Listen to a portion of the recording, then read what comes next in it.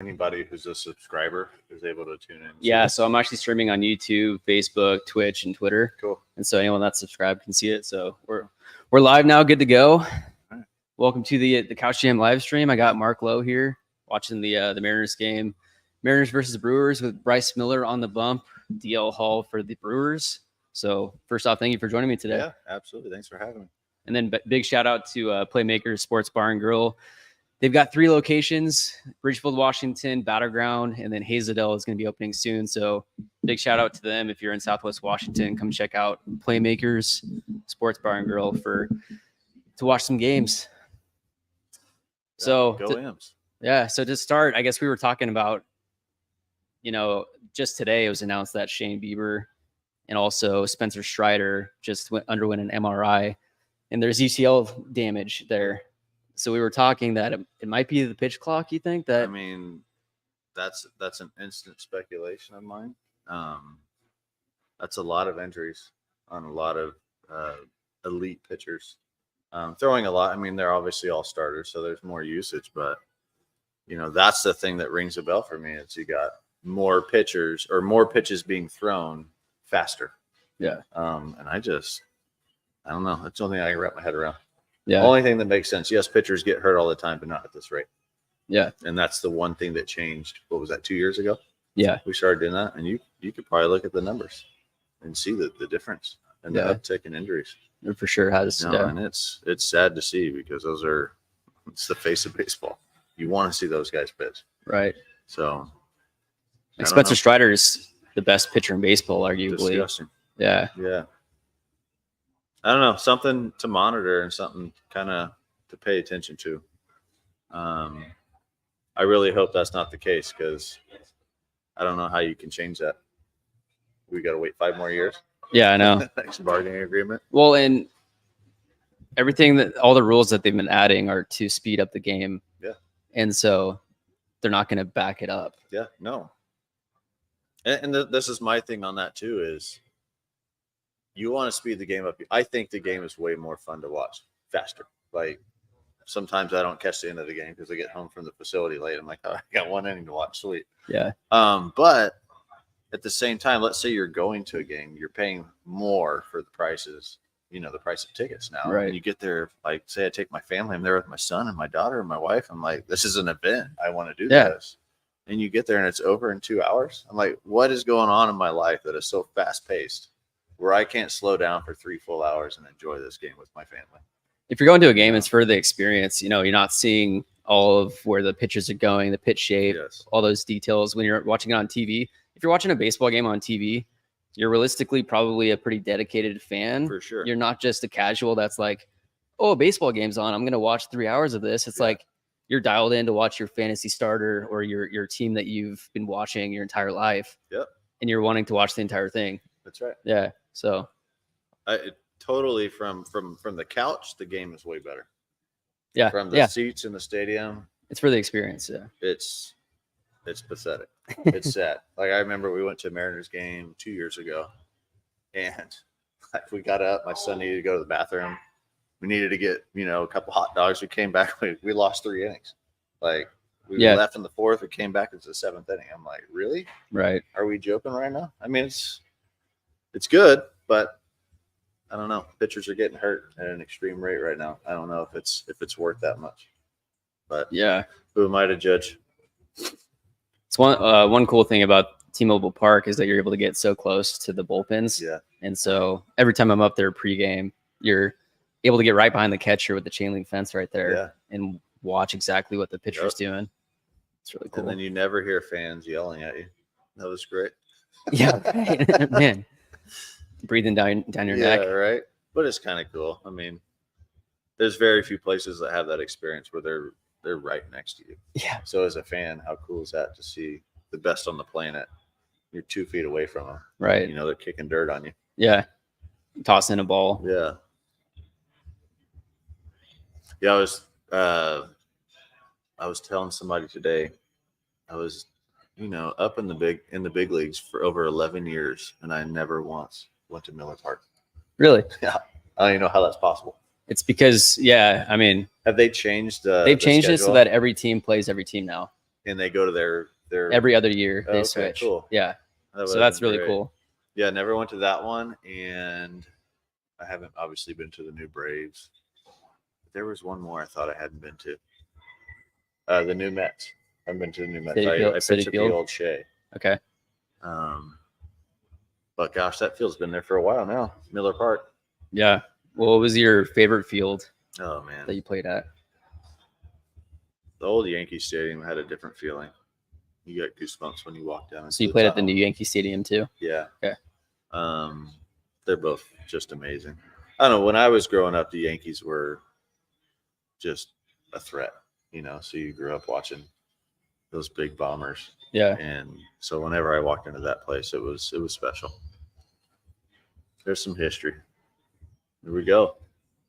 So DL Hall was in the trade that sent Corbin Burns to the Orioles Okay. during spring training. What are your thoughts on Holiday? Is he still in AAA right now? Yeah. So teams have until April 10th to call up any prospects if they want to potentially have the PPI, which is the prospect promotion incentive pick. And so when Julio Rodriguez won Rookie of the Year in 2022, this is a part of the new collective bargaining agreement in 22. If you call up a prospect and they have a certain amount of service time that year and they win Rookie of the Year, then you get a PPI draft pick, Oh my God. which is immediately following the end of the first round. So you basically get an extra first rounder if you promote your That's a top new rule. prospects and they I win like Rookie it. of the Year. That's a good rule because then it forces teams to want to. It incentivizes them to not Yeah. manipulate service I time. love it. I didn't know that was there. Yeah, they just added that. And we were talking the first 7 games that the Mariners played, they saw only 30% were 4-seam or 2-seam fastballs. That's unbelievable. And then, yeah, you look at Freddie Peralta yesterday, he was like 50-50. So, I mean, clearly the Red Sox and It's crazy to do that for 100 pitches. That's hard. I mean, when I was playing, it was, gosh, your first time through the lineup, you want to just throw nothing but fastballs. Yeah. So that they didn't see anything else. So the next Yep. time through the lineup, maybe Then you you add could- another pitch if you have to. Yeah. And then the third time through the lineup, maybe you add your second secondary pitch. Just wild to me, these guys. Their stuff is so good that they can just throw 2 pitches, just keep running through you. It's amazing. The game is definitely improved, and the pitchers are just dialed in. Yeah, I mean, it's crazy because when I did the Jamie Moyer podcast, he was talking about the average fastball when he was playing was 87. Yep. Now the average fastball is 94. That's right. And then when you increase the velocity with the fastball, all of the off-speed pitches are added velocity That's too. exactly right. So now the curveball is coming in at 83 instead of in the 70s or something. The slider's at 91. That's right. Oh, Polanco hasn't done anything yet.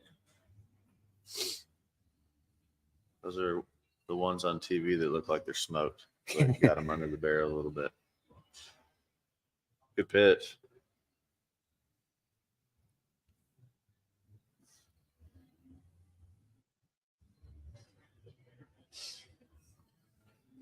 Look at that turtleneck.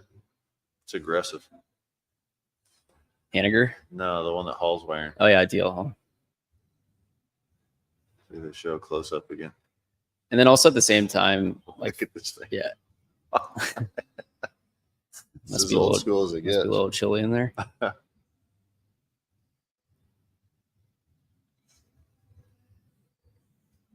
It's also like so easy to criticize when you're sitting on the couch, Oh yeah, I would always say that. but the talent is so incredible. Yeah. Like good luck trying to hit a ball.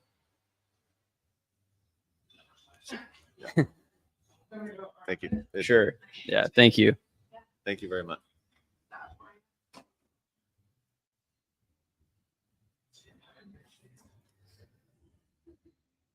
Who are some guys? Huh? This game is, I mean, even as a former player, and I watch games, it is much easier from the couch. Oh yeah. Like, there's no stress. There's nothing bad that can happen in this seat. Right. Spill a drink. But then you like, even when there's another guy pitching in a game and you're watching, you're like, oh, do this. But then the second you get out there, the game just speeds up so fast, and it's so hard to slow it down. Yeah. And that's the biggest challenge. Just being able to think out there for yourself. I really like the pitch comp. Pitch con. Yeah. I mean, that takes a lot of it out of it.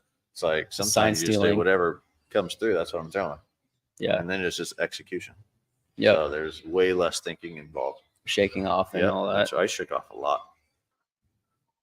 Because I had gotten burned so many times on just throwing whatever the catcher called that I eventually just had to have a coming to Jesus moment going, no, I'm not doing that anymore. Yeah. Like, I'm going to throw what I want every single pitch. Yeah.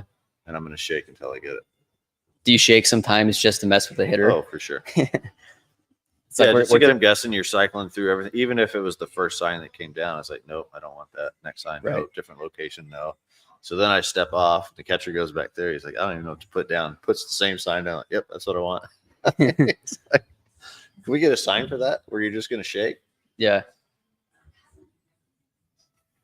Yeah, like in the cages at practice, like I got going against David and I hit his fastball good or something like that, and he shakes like 7 times. I'm like, how many pitches do you have? Right. Dude? And then he comes back to a fastball away. Yeah. It's like, right. really? We didn't call that one? Yeah. We shook that off 4 times?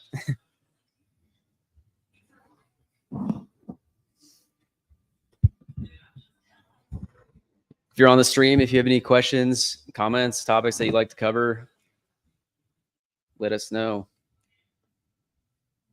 What do we need to do to finally win a pennant? What do we need to do to win a pennant? Yeah. I mean, from the teams I was on, you need every guy on that roster to have career years. I mean, honestly, is what it comes easy down as to. that. And it's not every single night. Each guy has to come through. It's on the nights when the guy that's the most consistent doesn't come through, somebody picks him up. Yeah. Gosh, when I was on the Rangers in 2010 and 11, it was somebody different every night, but somebody was always picking another guy up consistently. Mm-hmm. But you also have guys where you're just sitting back going, what a year. Like, you just know he's going to do it. Yeah. You know? I don't know. Was Josh Hamilton on the team? Yes. Yeah. Yeah, that was one guy. It's like, he's going to hit a home run tonight. Yeah. We put up 5 runs faster than I've ever seen any team. Like Nelson Cruz hitting balls over us in the bullpen and right center. And Nelson to the Cruz upper deck. and Josh Hamilton. Mike Napoli. Jeez. Ian Kinsler. Mitch Moreland was a rookie, and he was nasty. Adrian Beltre. Oh, my word. Yeah. It was a solid joke, 1 through man. 5. I mean, even remember David Murphy? Like, he was a solid player, and he was fighting for playing time on that team. It was insane.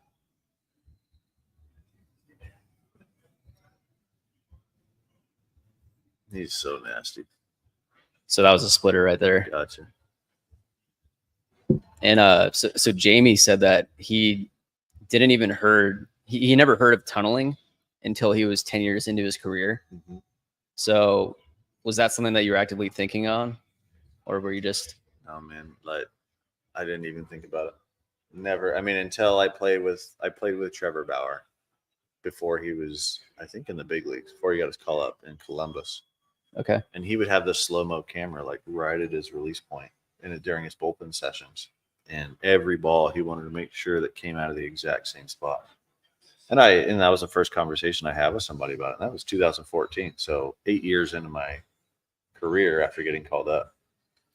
And he's like, I'm trying to get everything to come out of the same spot. And at the last second, they do different stuff. I'm like, I don't need that for 1 inning. Yeah, right. Maybe for 100 pitches you do. But I'm coming in with my hair on fire, and I'm giving you what I got. Yeah. And good, bad, or ugly, I hope it happens fast. Yeah. And get me out of here. Yeah, you want to be out there as That's it. short as possible. That's exactly right. That was a quick inning. Yeah, Bryce looked good there. Yeah. What was that, 6, 7 pitches? Something like that. It's awesome. Bullpen's loving that. Yeah. Yeah, that's a good question. Is it taught or tough to work out a game plan with the catcher? And a question that I have is, when you're going into a series, what's the game plan strategy look like? Those meetings, is it talking about, if you see this hitter, here's his strengths and weaknesses? I think you're always looking to your strength, but you have to be mindful of a weakness if a guy has one, and those shift. Like, they're not always the same. So you can watch.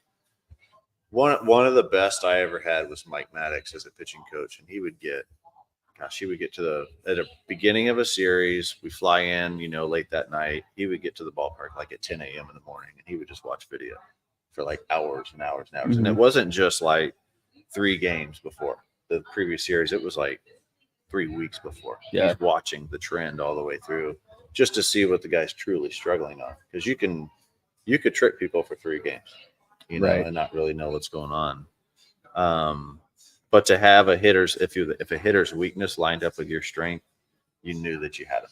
Yeah. But like I said, maybe their plan changes. Maybe they're struggling hitting the ball the other way, so pulling off of everything. Well, now they're really going to show you, I'm going to go the other way. And the second you recognize that, as a catcher, and you're able to like vocalize that, now you're just beating them up inside. So I mean, they can change, but you always knew. Especially for a bullpen guy, you wanted to know first pitch swingers with guys in scoring position. Okay. Like Mike Trout was not a first pitch swinger. Like, he's giving you strike one, like, most of the time. I'm curious why that is. I don't know, because I think the strike percentage on first pitch in the big leagues is like 64%. So it's really not that high. So if I can start the at bat at 1-0, right, and I'm Mike Trout, now I'm all not only great, but now I'm ridiculous in a 1-0 count or a 2-0 count. And as a pitcher, when you're behind 1-0, you're not being picky. You're just, I need to get a strike right here. But game plans they're big, especially for starters. They're way more detailed. Relievers are, I always said, getting out of meetings, like, do what you're good at. If a guy yanked. Yeah. If a guy can't hit a curveball, but I don't have a curveball, how does that benefit me? So I still have to go out and give him my best. Mm-hmm. And pitchers are trending too, the same way as hitters are.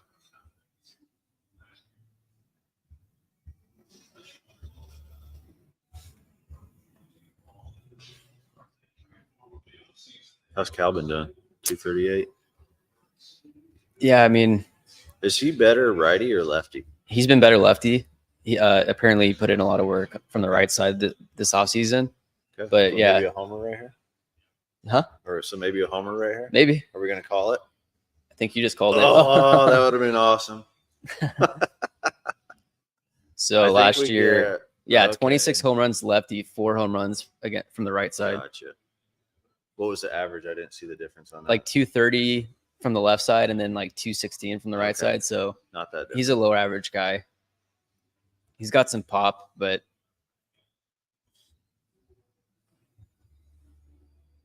we won't count that one. But we both get 2 homer calls per game. You can only use 2. Okay. I like it. Get out. That a boy. He's a good player. Dylan Moore is one of those. I mean, his batting average last year was in the low 200s. I mean, the league average now is in the 240s. I'm curious what that used to be. Yeah, I don't know. My son, for the first time the other day, wanted to see video of me. Yeah? When I was first getting into the league. Yankees were on TV. He's like, Dad, you ever pitch at Yankee Stadium? Yeah, the old one and the new one. So he wanted to see the video. And I'm watching guys come up, and every hitter was like hit 330. 340 was 18 pumps. I'm like, what? That doesn't exist in today's game. It does not. It's like either you're hitting pumps, but you're striking out. Is it because of the increase in velocity? I don't know what it is. Yeah. I don't know if it's that, or if I know that they started paying guys more for hitting homers and not really paying guys for getting on base. So I don't know if that has something to do with it. It's like, well, I'm going to get paid more to hit pumps. No, I'm going to hit pumps. Yeah. Like, I'm going to look up his stats, but Kyle Schwarber, he's a leadoff hitter for the Phillies. He was was his average in the hundreds? But he's got like 40 bombs. That's exactly right. So I think Carlos Pena was like the first guy back in the day who got paid to hit homers but strike out 200 times, and he's making like 30 million. The Mariners had 3 guys with over 200 strikeouts last year. 3? Yeah. There was like 2 guys in the league back in the day. Yeah. And if you did that, it was like, if you hit 40, we can forgive that. Teoscar Hernandez, Eugenio Suarez, and Jared Kelenic. Or actually, Julio was one of them. Jared Kelenic had this insane strikeout rate. Crazy. Let's see. Yeah, Kyle Schwarber last year, 197 batting average. And he's a leadoff hitter. Leadoff hitter, 47 home runs, 104 RBIs. Oh my gosh. The year before that, he was an all-star. 218 batting average, 46 home runs, 94 RBIs, 200 strikeouts in his all-star year, and then last year he had 215 strikeouts. That's crazy. I don't even know how I feel about it. And that's 720 plate appearances, 160 games. Wow. And that's why you're seeing so many breaking balls now. He got MVP votes. For hitting 200. 47 home runs with a 197 average. Yeah. Cool. Yeah. It's an MVP year. He's a good player. Yeah. I mean, got a good ton of pop. I don't know. I think that there's just something. I know as a pitcher, I didn't want to face a guy that could just work the ball wherever it's pitched. Michael Young, awful. Awful to face that guy. You could beat him up inside, but he could just throw it over the second baseman's head. If you hung it over the middle of the plate, he's ripping it over the fence in left field. Mm-hmm. Like, that's not a fun at bat. The Mariners hired a offensive coordinator this offseason, and the idea is to, like, his job is to figure out how to put runs across the plate. Okay. So, like, the hitting coach is teaching them hitting mechanics. His role is to figure out how to score runs. Got to get guys on base. Yeah, right. Where was I going with this? It was it's like more small ball. Okay. Instead of just trying to hit home runs and stuff. And I've always said that about that field. Like, all the teams that we would put together, I mean, in the late, I don't know, like 2007, 8, 9, like, we would have these big boppers that were kind of at the end of their career. And I'm like, we need to build a team that's going to get guys on base because this field is enormous. This place is huge. The ball doesn't go anywhere. Mm-hmm. So when we don't hit home runs, what do we do? And that's why we had so many like 3-2 games, 2-1. Every game I pitched in felt like it was tie ball game in the 8th. They were up 1 or down 1 every single night. But if you could field a team that you put the ball in play and you get guys moving, like Mike Scioscia baseball, hit and run, stealing, like right, back barrel control. Mm-hmm. You want to hit the ball the right side, we hit the ball the right side, and we piece together some crooked numbers inning by inning. Yeah, it just happens. So where I was going with that was I heard an interview with Aaron Goldsmith, who's the color commentator, but Brant Brown, he's the new offensive coordinator, and they were talking about how in the dugout they're talking about hitting the green box, which means the pitcher gets damage done against him in this green box. Yeah. So look for this pitch here. So I guess. But what if you don't get it in the green box? Right. And so, like we were talking about, you're getting 70% breaking balls. So wouldn't you sit on a breaking ball? And I mean, if they're giving you 70% breaking balls, I can tell you what I'm sitting on. I'm not sitting on a fastball. Like, if I'm getting 60% fastballs, I'm sitting on fastball. Mm-hmm. But this is the thing about hitting. Like, you could sit, and talk to hitters. Me and Kinsler used to sit on the plane and play video games all the time. And I would just pick his brain. Like, what do you think about as a hitter? Because he was a great hitter. And he said, every pitch, I'm swinging until I'm not. Yeah. Like, swing, swing, swing. Yes, and then yes, you just see it so many times that you just know. Sometimes you get beat, yeah. But if you're in there to swing, like, you should never take that pitch with 2 strikes. That's a fastball down the middle. That's another thing that I've been seeing, like, especially just watching this first week, is that batters aren't defensive at all. No. Like even if I'm It's in like the box anything. and you're in the box, we're swinging. You have at 2 that. strikes. Anything close, you're making contact. That's right. Something. I mean, does anybody choke up anymore and just like I don't know. Not It's different, noticeably. man. Yeah. I mean, but once again, this game's easy. Sitting right here. I got Right, extra. right. Why didn't you swing?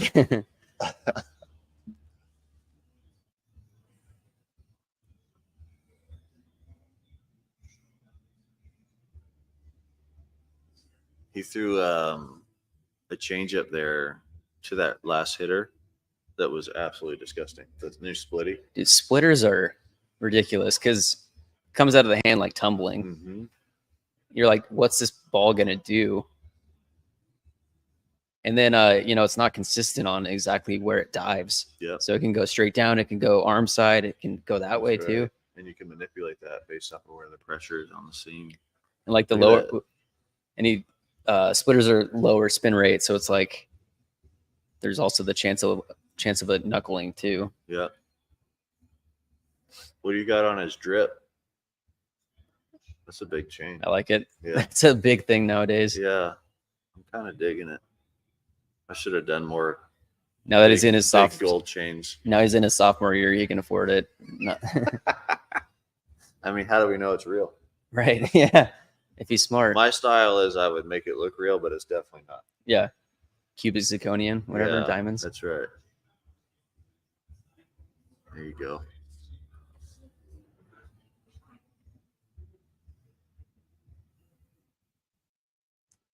Someone said that Brett Boone had a great 2-strike swing and approach. Yeah. I mean, even like, gosh, who was it? Johnny Damon. So that guy would, like that pitch. How are you not swinging? What are you looking for? Jake Bauers. If I'm hitting 100, 100, man, I'm looking to hit. What was that? He's like, throw me that dirty Johnny splitter. Damon, so he would go. I feel like he would pull early, like he's looking to pull early, especially at New York with the short porch. And he'd get to 2 strikes, and he would just look to go the other way. And he's like, if you beat me in, you beat me in, but I'm also going to foul that off. Yeah. And he would just foul. You foul off enough pitches, you're going to get one. You're going to get a cookie. Mm-hmm. I mean, it's not easy to throw the ball where you want to every time. Right. You're going to make mistakes.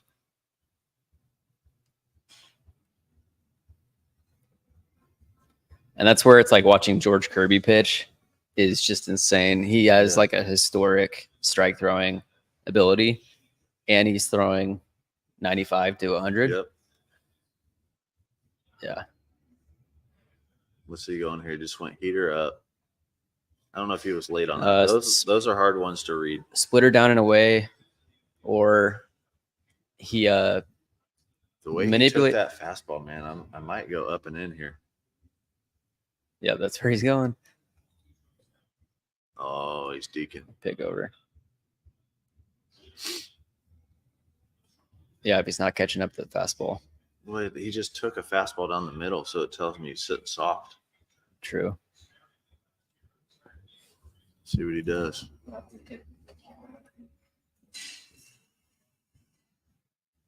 Oh, he went backdoor breaking ball. Nasty.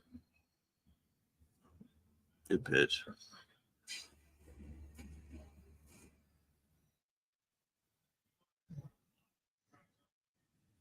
He would have struck us both out. Actually, all three. Oh, look at that. That was a split. That's a splitter? What in the... That looked like a curveball. There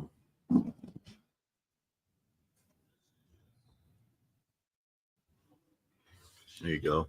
And so like that right there, because you use your fastball, you get 1 pitch outs. All you have to do is execute. Mm-hmm. So instead of throwing 5, 6 pitches trying to punch everybody out, you can get 1 out in 1 pitch. It's amazing. Mm-hmm. An executed fastball in the right spot. Why waste time as a starter? You're trying to go deep. Those outs, those all add up right there. Yeah.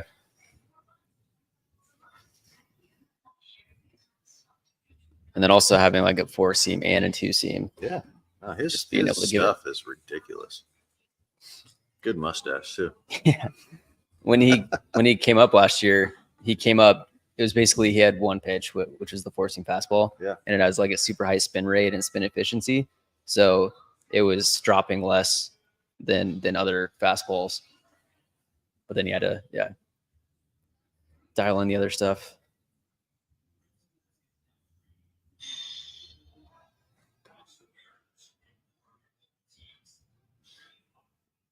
How often do you go to games? I try to go as often as I can when they're in Seattle to do the media stuff, but I have so much going on. So it's when I can, like a handful of weekends Gotcha. a year. And you have on field the whole time? Yeah. Okay, that's amazing. So whenever you want to go, you're on the field. I applied for opening day, but Yeah. the Red Sox were in town and they have a Netflix documentary being made on them. Okay. So they had like 20 some media people. So they didn't have room for me at that time. Gotcha. But whenever they have room, then I'm on the field for pregame batting practice. Should have told me. I would have got you on there. Yeah. Were you up there? I mean, I wasn't, but if you ever can't get on, let me know. Okay. Yeah. We'll make it happen. If you're going to be up there sometime also, if you want to come on the sidelines. Dude, absolutely. For sure. Yeah, and then Scott Service does his media availability in the dugout after they take Annie. So I record that and post it online for the people that Cool. want to watch it. Then seat up in the press box. It's pretty crazy. Nice. Oh, there you go. That's what we're talking Oh yeah, about. that's small ball. That's what we need. Good call, Brent Brown, offensive coordinator. Right. He was just perfect. brought up. It was his first game yesterday. Taylor? Yeah, Samad Taylor. What do you do? Can't defend that. That's perfect. Yeah, I think that's the second bunt attempt I've seen this year. JP Crawford got a bunt single. Yeah. And now you get him in motion. I mean, Mm-hmm. This guy's been throwing strikes. You could even hit and run, get a good count.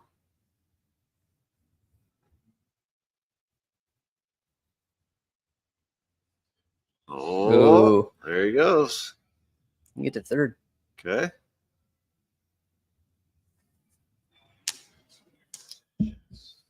We talked about this on the first podcast, but as a former player, are you for or against player celebrations during games? I mean, I'm for it. I think that there's a fine line. Like you're down 12-2 and you're pimping horse. Like, I don't know. Like that right there. That's dropping. That is. Oh, he's scoring. No, he's. He had to hold. He had to hold.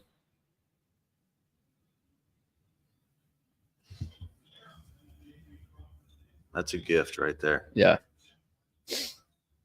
I think the game when I played was different.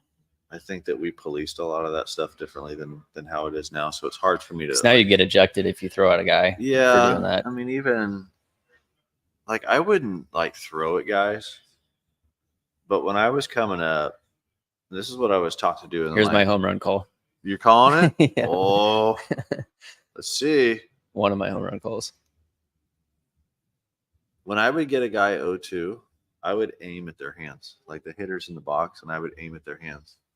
And that's just what I did. So I'm strike one, strike two, and I would knock a guy down, like on purpose. Yeah. Like today, I don't know how that would go. Like, I don't know if somebody's getting drilled for that. But I was actually showing my son video of me when I first came up, and Eric Henske's in the box, and I have him 0-2. And I remember this at bat vividly. And I was like, watch this. I'm going to throw a pitch right at his head. There you go. Not a home run, but there you go. That'll work. But I throw it right at his hands, and it knocks him down. And I come back with a changeup, and he's like bailing out, and he strikes out, throws his helmet, throws his bat. But just to give him that discomfort. Yeah. You know? He's starting to sweat. Well, I mean, nobody likes anything up at their head like that. Right. But that's part of the game that's just different than what it used to be. I don't know. And once you do that enough times, now you have a guy 0-2. Now that's in the back of the other team's head. Hey, here's what because they have numbers on you. 0-2, he's blowing guys up and in. Mm-hmm. And now they're going to be backing off. And now you just paint down and away. And Yeah. they take it because they're bailing out. You know, it all just plays.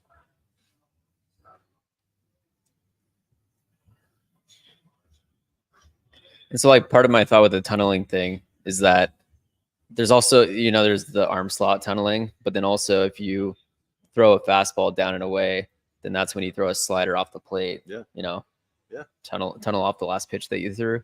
No, tunneling is it's a real thing. I wish I knew more about it when I played, or even knowing more about the swing, and just from giving guys lessons now and watching hitters and knowing that the outside pitch, if you try to pull that, it's a rollover every time.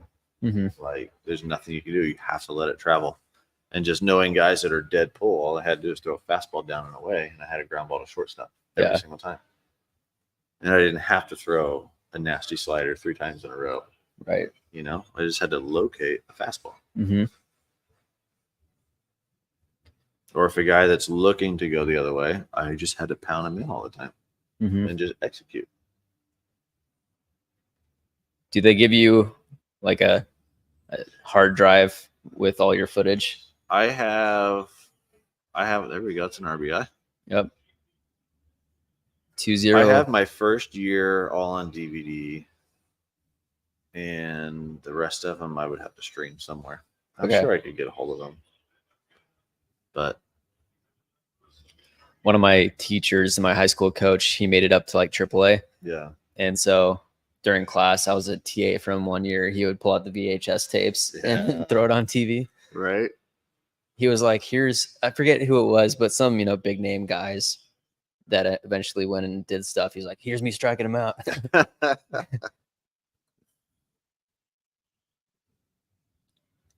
No, my son yesterday was like, everybody that came up, he goes, Dad, Hall of Famer, Dad, Hall of Famer, Dad, Hall of Famer. And there was like all the Yankees and all these guys like, yep. Man.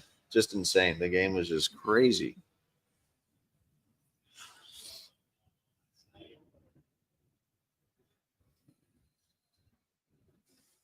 Mitch Haniger is one of those like pure hitters. He is. He's just a great hitter. I think he got drafted by the Brewers, didn't he? He did. And then he went to Arizona. And then we traded for him in 2016. Yeah. Those are good pitch counts right there. If you're like 15 or less, that's really good. Yeah.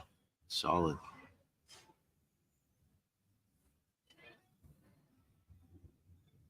How many games do you get up to a year? About one every year. Okay. Yeah, I mean, our kids are playing sports and got a lot going on. I wish I could make more. It's so fun. How many first pitches have you thrown out? Just one. Just one? Yeah. Do they do that numerous times for guys? Does Jamie do one every year? He should. I don't know if they do. I imagine that people have thrown it out multiple times. There we go. Let's go. Get on 3. For sure. This is what the Mariners have needed to do to string together some hits. Base hits.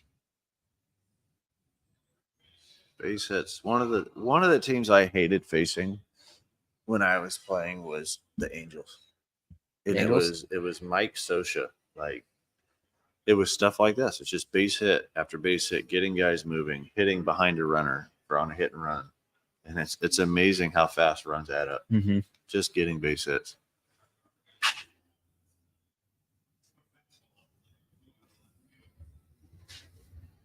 This is a good time for a homer. I might use it right now. I'm going to use it.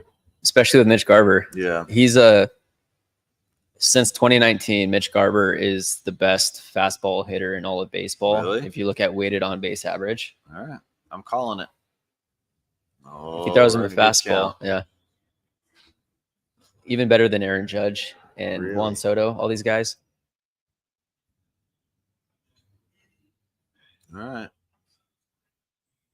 It's a good count. No chance he gets a fastball. Oh, he Change did. up.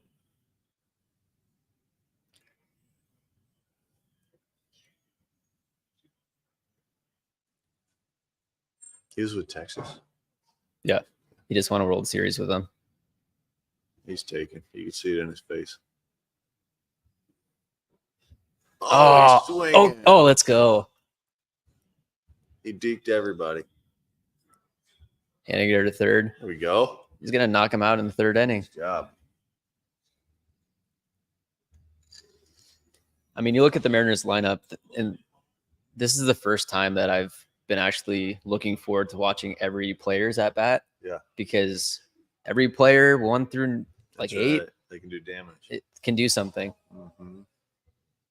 We both only have 1 home run call left. Okay. I don't know why I just used it there. I mean, that was good. If there's a righty, if Cal hits from the left side of the plate later in the game, that might be another good time. That's paint right there.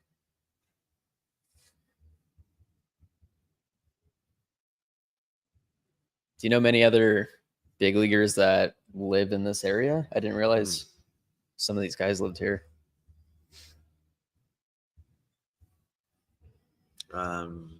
Cody Martin, remember him?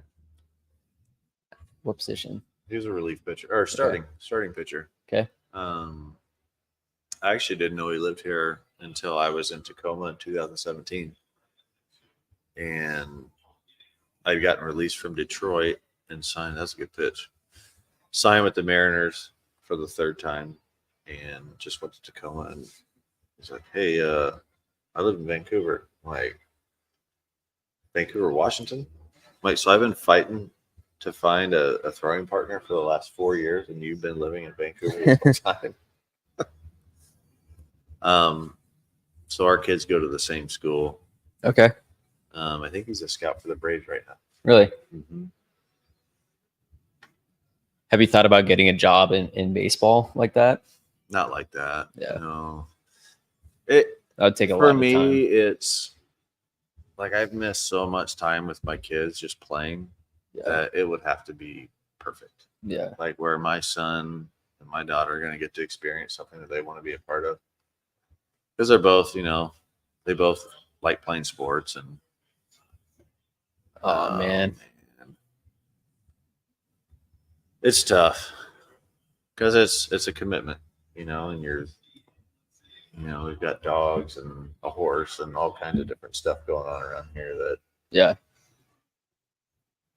I'm content with just being there with my kids right now. Yeah, for sure. Like if they're in college, when they graduate high school and there's an opening, like I'll hop on that right away. Yeah.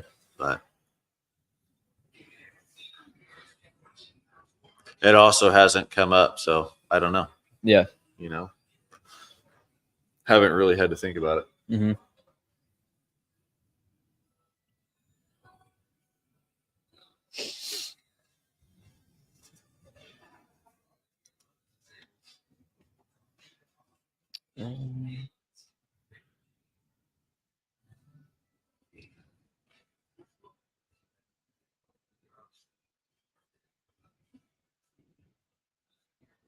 Yeah, and there's also a lot more stolen bases in the game now.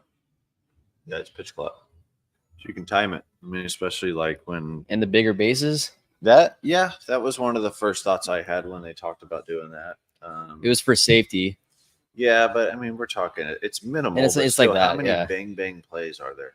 Yeah. In the game. I don't know if it's like even something to compare anything to, but I think the pitch clock is the biggest one because if you've picked over twice, like It's that a green you light. can't pick over again. It's Right. You're just timing. Mm-hmm. You're the second he moves, you're going. I mean, we did all kinds of stuff. Even without the pitch clock, you could vary your times and holds, especially for the guy at first. Like I never picked on my own. The manager had to call it because I hated doing it. I'm like, I've got The enough catcher to worry signals about for with it. the hitter. And I would tell my manager, I would say, you control the running game for me. Like I'm going to be quick to the plate. But if you want me to pick and you want to get a read, you're going to have to call it. I'm not doing it. And so the catcher, would get the sign from the bench, or the catcher would just call it himself. Mm-hmm. And I varied my hold. So, I think guys that get stolen on a lot are guys that just get in the same rhythm. They come set and they go. Right. They come set and they go. They come set and they go. And I would just really vary how long I was holding the ball. And that was probably the best way I found to kind of Was there a in certain the running game. Was there a certain word that you would say? Because I forget what word it was, but in high school, it like you spell out a word. I was just 1,000, 2,000, Okay. 3,000. Yeah. And then sometimes I would do it and just hold it until the umpire told me to step off. I'm just holding the whole time just to get that guy to fall asleep at first base. And if I ever hit somebody, I knew they were trying to steal second because that's just part of baseball. You get hit, you're taking second. Mm-hmm. Guaranteed.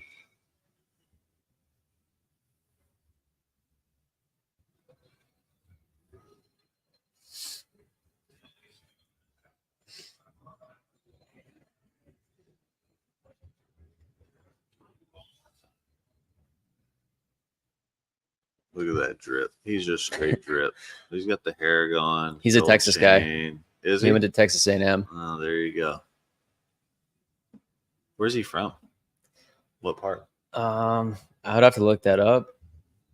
That's that split. Oh, baby. Right there. That's the That was a splitter? Oh, yeah. That looks like a curveball. It looks like one, but that's kind of where it's been going. Man. And the fact that he's confident in throwing Watch it this. elevated. Here it comes. Wow. Oh, give me the slow-mo. Yep. Wow. Yeah. That's disgusting. Got the call, too. Top of the zone.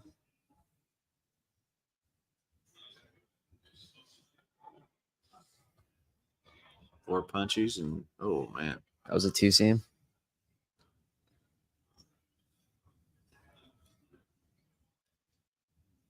Yeah, if you're just joining us, bottom of the third, 3-0 Mariners. Bryce Miller has 4 strikeouts, 1 walk. There you go.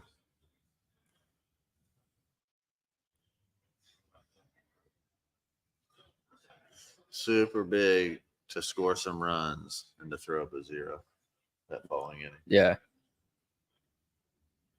That's how you maintain momentum in a game of baseball. Right.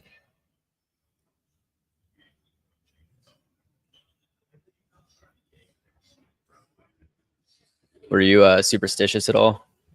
Or any Not routines that you had really. to stick to? I mean, I wouldn't step on the line. I think a lot of people do that. Yeah, but that was just kind of a thing. Yeah. I don't know. Not really. I was very routine oriented, but it wasn't superstition. I just did it the same every day. Dotted. Just because I knew man. that if I did it that way, I'm going to line, like just getting ready before a game on the road and at home was different. So I knew I had to do it at a specific way to be right on time. Mhm. So I'm not late going out to the bullpen. Would the bullpen guys walk out there in like the third? Sometimes. I mean, I did that late in my career.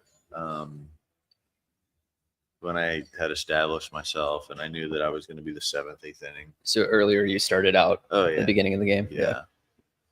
I mean, even when I went back to Seattle in 2015, I had, 7 years in the big leagues then. And I was on a team where I had to earn a spot. So in that moment, you're not there, you don't have a job. So you really have to kind of circle back and go, I might have to throw in the 2nd, 3rd inning here if the starter doesn't have his stuff. So Right. I couldn't do any of that. But then I got traded to Toronto that year, and I got there, and I was a 7th, 8th inning guy, so then I could go out in the 3rd inning there. So you just kind of have to have some feel on it. Yeah.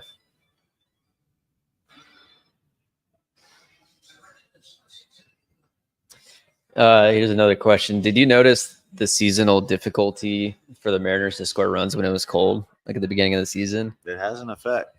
As a pitcher, I loved April, especially like going to Chicago, those places that are cold. I mean, it's heaters in. You just throw on long sleeves so that you're warm? I always wore long sleeve. Okay. For the most part, late in my career, I had these arm sleeves that I would just put on that helped me feel warm. Mm-hmm. But I'm always hot. Like I'll sweat if it's 30 degrees outside. Like I'm hunting and it's 15 degrees and I'm just ripping clothing off. Yeah. I'm so warm. Yeah. And my wife is the opposite. So our house is always hot. It's just awful. But I would definitely live on the inside corner because it does not feel good to a hitter. If you get a stinger, it's cold terrible. out. It's terrible. Yeah, it's different. April's different. But But it's different for everybody. Even I don't feel like I got into a groove until mid-May when it really started to heat up. So fastballs aren't the same even in April. Mm-hmm. But when it starts warming up, you'll see fastball and velos going up. It's ridiculous because John Jones for the Pirates is a guy that you want to look for. I think it's John Jones. It might be Jared Jones, but it was snowing the other day when they were playing the Orioles. And he was pumping 99. He's a starter. That's amazing, man. 99 when it's snowing out. But you get that sweat going. You get the heat. And he was undershirtless. He was just that's a different person. That's a mindset. He probably cold plunges for sure. Right. Do you cold plunge at all? I do. Not as much as I should, but we got one. Same. I get in stretches. Yeah. I'm not in that stretch right now though. I get soft sometimes. Like I just can't do it. Like mentally I'm not there for that day. It's like yeah, that doesn't sound good right now. That's exactly right. There's a lot more comfortable things to do. Yeah. Like drink coffee and see what's going on. Yeah. It's a good start. Leadoff walk. What's the percentage on those scoring? Do we have that? Percentage on leadoff walk scoring? Mm-hmm. I don't have that stat. That would be a good stat. I feel like mine were 98%. 98% of your leadoff walks would score. I feel like it. Yep.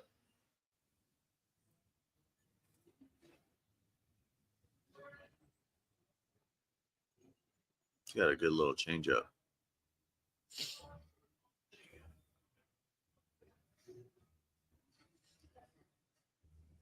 Appreciate that, C Rage. Welcome to the stream. If you're just joining, if you have any questions, topics, feel free to comment below.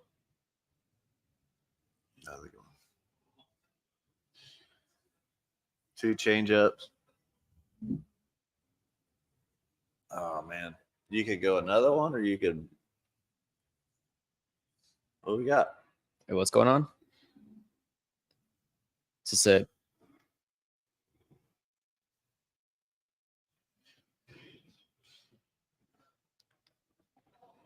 C Rage. The Bryce Miller is pitching for the Mariners today against DL Hall for the Brewers. Yeah. Oh, foul ball. Oh, they hit his foot. They're saying they're trying to figure that out. It went fair. Did you see that? Yeah. It hit his foot and then bounced back fair. That makes it a dead ball, though, right? Yeah, if it hits his foot. What do you throw here? Slider, back foot. After those swings, I might even go another change up even further down. Yeah. You must have been a pitcher or something.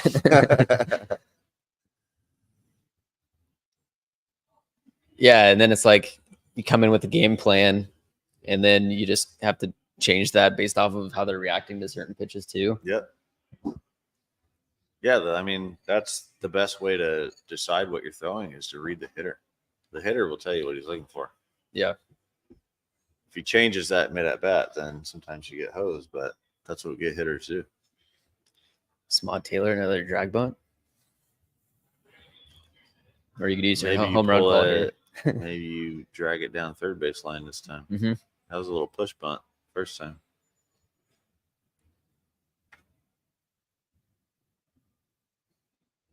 Can he swing it? I mean, he's a major leaguer, so I'm guessing he can. I don't think he has much service time. Let me look him up. There he goes. Let's go. Hit and run. That was a hack. Nice job. Good call.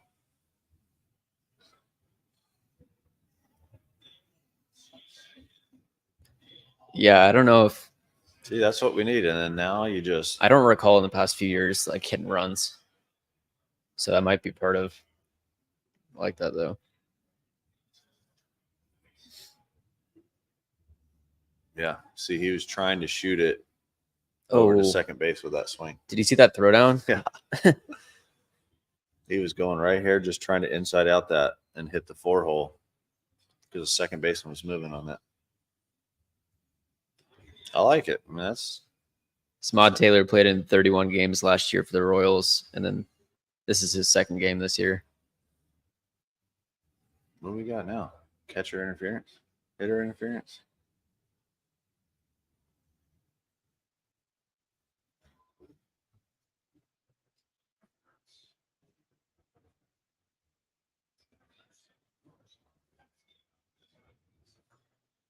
Interference on the batter. Yeah, he's in the box. He just Yeah. swung. But he can't be there. Is this a new rule I don't know about? You have to. Oh my word! goodness.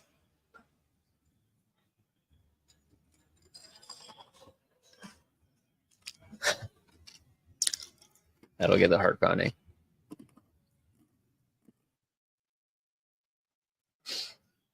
So watch the rest of the game. They're going to pound him up and in Mm-hmm. after those 2 swings and misses.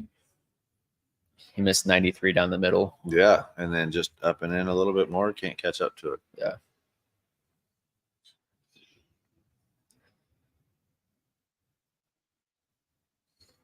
And they'll live away on him until there's 2. Yep. That was called a Oh ball. my! Let's go. I think next year they might be bringing in challenges. No. That would be amazing.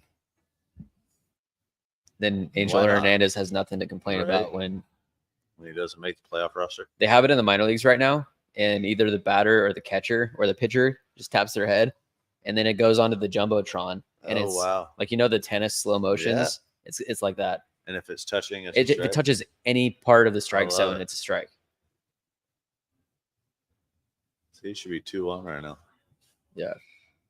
Whatever. Go Imps.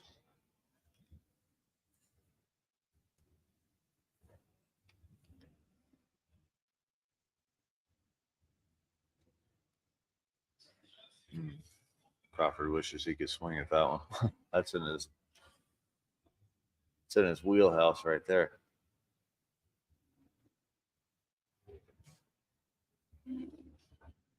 Man, He's getting underneath everything today. they're doing good with his pitch count though. He's up to 66, 34. JP led the American League in walks last year, and he tied Julio with OPS on base wow. plus slugging.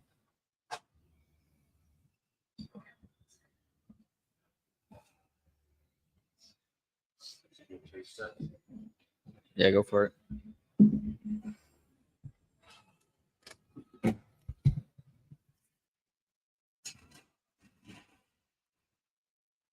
Thing still alive?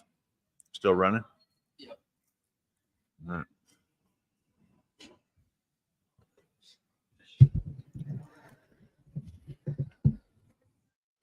Are you able to see where most everybody's from?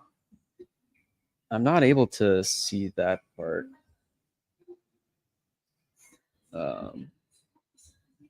I can see where they're commenting from.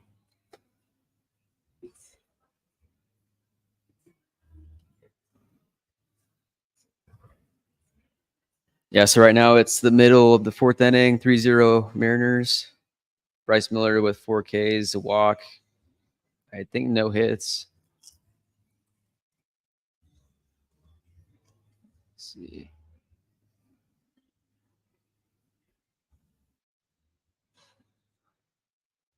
What's up, Rooftop Sports?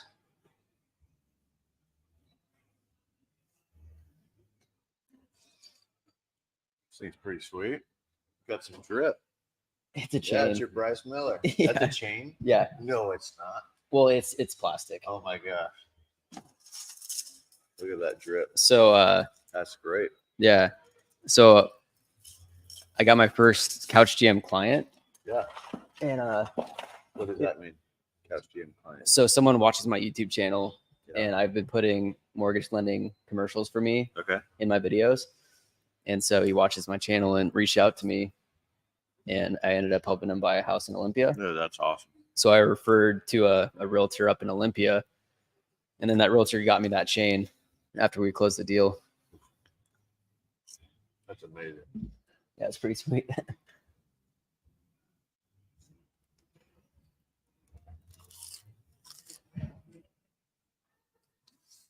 I wonder what you search for Google to make something like that.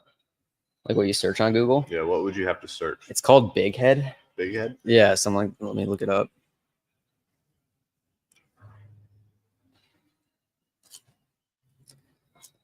Someone has commented they had you on their fantasy team, Me? Yeah, when no. What year? with his dad in a father-son league back in the day. Hey, Mitchell, what year did you have Mark Lowe on your fantasy team? Hopefully not 2016. Not Probably too. didn't do too good. Yeah, it's called Big Head Custom. That Okay. thing. We'll see what he says.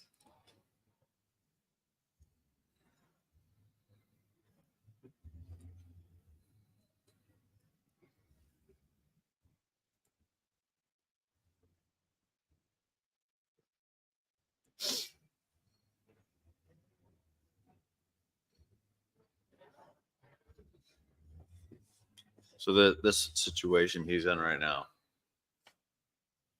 Guy on second, nobody out, lead off double.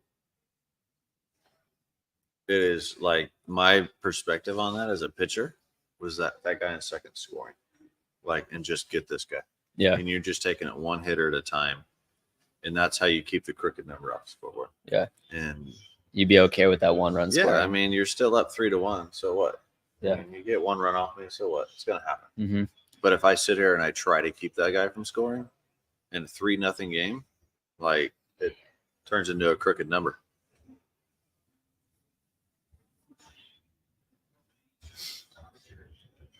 There's times where you have to pitch like for strikeouts here, but he doesn't necessarily need to.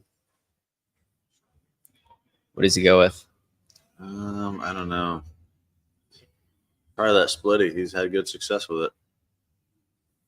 There it is. Yeah. See, that one went the other way. That's crazy. So I think that he just grips it off a different seam. That makes sense. So when they show the slow-mo before, like it was the going off horseshoe was here. Okay. Now I think he goes off here and it just pronates it. Okay.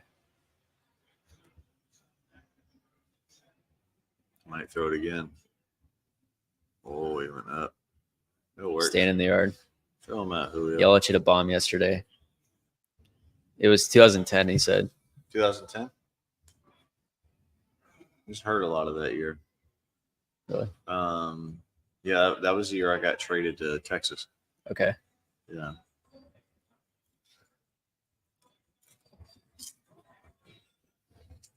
Yeah, I had back surgery in May. And then somehow pitched in the World Series that year. That's wild.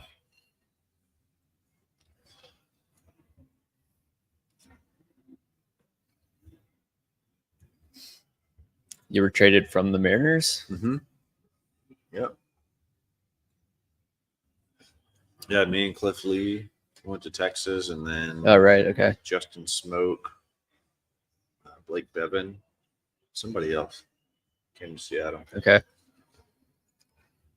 Was that pretty exciting, being traded to a contending team like that? I mean, it was, I was happy to go to a winning team. Come out. Oh. It's close.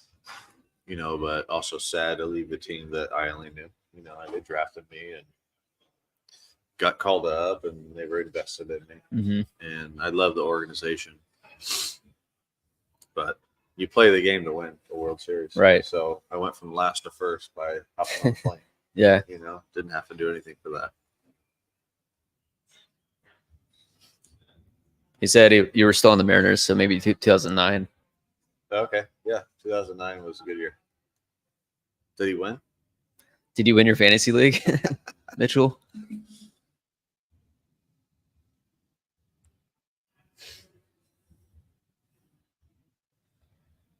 Yeah, I think I threw 75 games that year. Man. 2009. A lot. So it's like I play in an adult league game, and I'm pretty sore for a few days, right? Yeah. What's the recovery look like? You Or get used to it. Yeah. You just pitch through the soreness and all that stuff. Do you? Yeah, because there's a difference between soreness and being hurt, and Yeah. you learn to gauge that. Contrast for me was a big thing. Okay. When I started doing that. If I came in and I had any kind of soreness, I would get in, I would go in the hot tub and go in the cold tub every 2 minutes, and I would just go back and forth for about 10 minutes total. Mm-hmm. And if I was sore going in, by the time I got out, there was no soreness. Really? And I could go in and pitch that night. Yeah. And so when I figured that out, that was that splitty again. Yeah, It's that's gross. dirty. When I started doing that, I really never missed another day in my career. But I really wanted to be there and be able to pitch every day. On days that I had off, like I shouldn't have even gone to the bullpen. Like I was just straight distraction to the other players. Throwing seeds at guys. Oh, just awful. And then you have those games where you know you're not going to pitch, and then your moment comes up, like set up. You got a chance to get a hold, and your team gets a win, and you can't pitch that. And let's say the guy who did that instead of you doesn't get it done. Yeah, those are hard. Mm-hmm. Those are hard because you feel like maybe I should have done more today. You threw 3 innings the night before. What are you supposed to do? Yeah, you pitch in a night game and then you have a day game the next day. Yeah, that's no way tough. that's gonna happen. Yeah, unless you're playing club ball today, and then that will happen. It Yeah. happens all the time. Throw 3 innings on Saturday, and we'll throw you 4 on Sunday. We'll get 'em. And wonder why we have 12-year-olds having Tommy John. Jeez. Do you know 12-year-olds having Tommy John? Or It's super young not- kids? It's not Tommy John. It's I don't know the name of it. Flexor but tendon It's repair? like their growth plate on their elbow isn't fully developed, and they get like these small microfractures in the elbow. Interesting. Yeah, and it's happened a lot lately. So is that from trying to throw curveballs? It's just from overuse because the kids, their bone density isn't there yet because they're still growing. Yeah. But they're on a program that you might put a 30-year-old professional on, like with the World Series on the line. Jeez. Your long toss And thing we're to, doing it. We're doing it for a fake ring on the weekend. man. know? Yeah. It's just to me, it's child abuse. Like because you get one arm, Yeah. you don't get another one. You can have Tommy John, and you can recover from that. But I'm on the other side. Like even with Little League, I'm tracking pitches. For sure. I'm not going to be the one to What would ruin a kid's career. What would a pitch limit be for someone that's There's rules in Little League on that. And, Okay. And club that changes. Every tournament has different regulations. But for instance, in Little League, I think if you throw 30 pitches, you have to have a day off, and it's 24 Okay. hours. okay?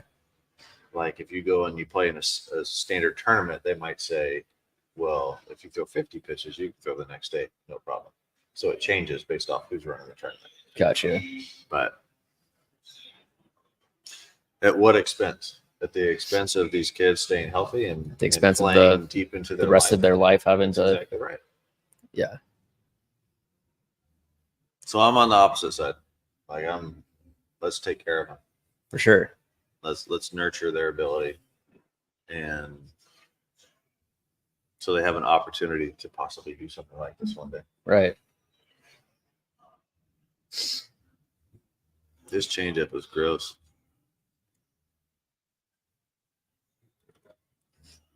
I think I told you this before, but I think a changeup is the hardest pitch for me to hit because it looks like a fastball. Yep.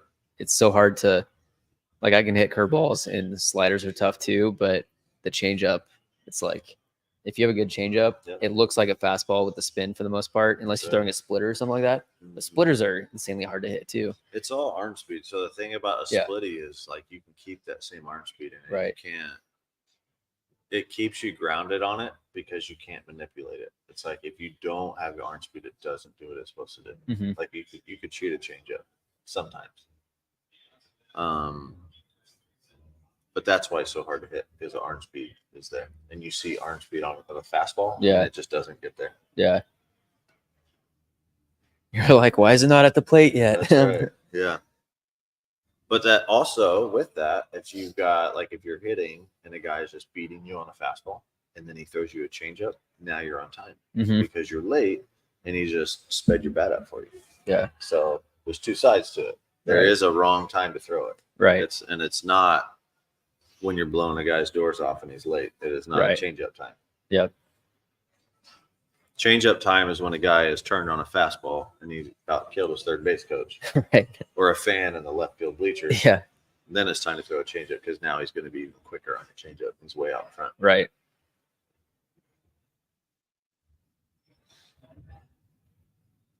Oh, putting good swings on it. Yeah, Just to just that hasn't spot been right able to there. get the right angle. That's 2 times in a row.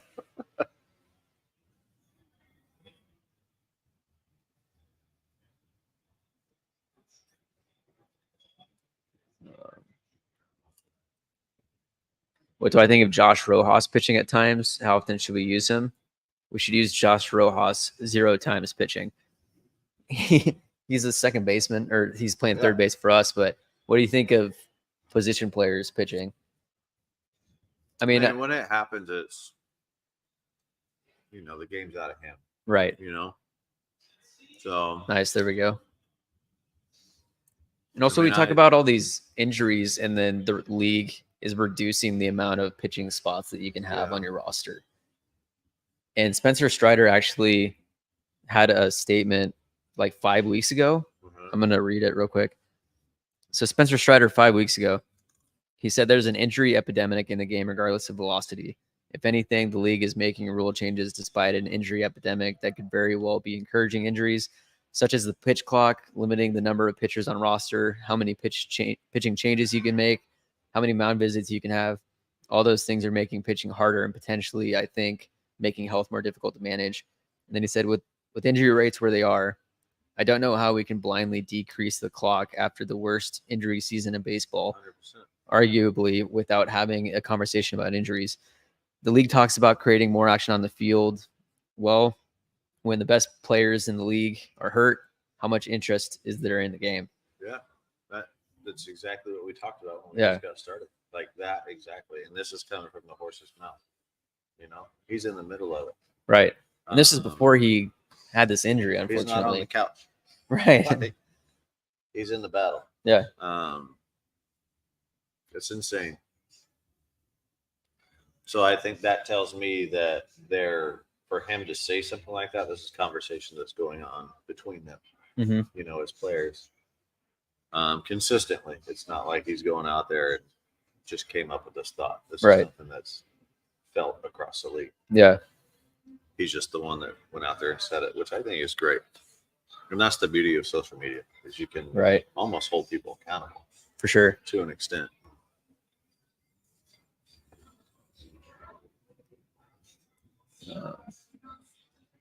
Yeah, but I think, I'll say as a bullpen guy in a game where you're down 16-0 and you need a day off and you're the last guy left in the bullpen, I would much rather not pitch and have my second baseman or my utility guy throw an inning for me, and I'll go buy him dinner.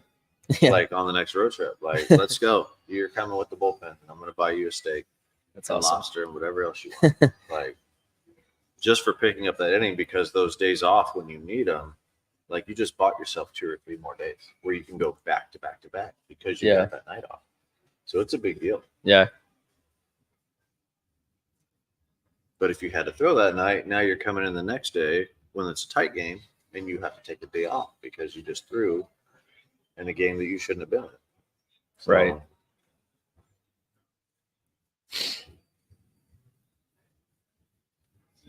So I guess I'm hoping that we can use him 0 times, because that means that, I guess, if we're leading by enough, then do you use them? But it's more so when you're losing by a ton. It's more so when you're down by a ton. Yeah. Have they ever used a No? Yeah. player when you're up? No. Yeah. It's like you lose that game. Like, well, this backfired pretty quick. That's right.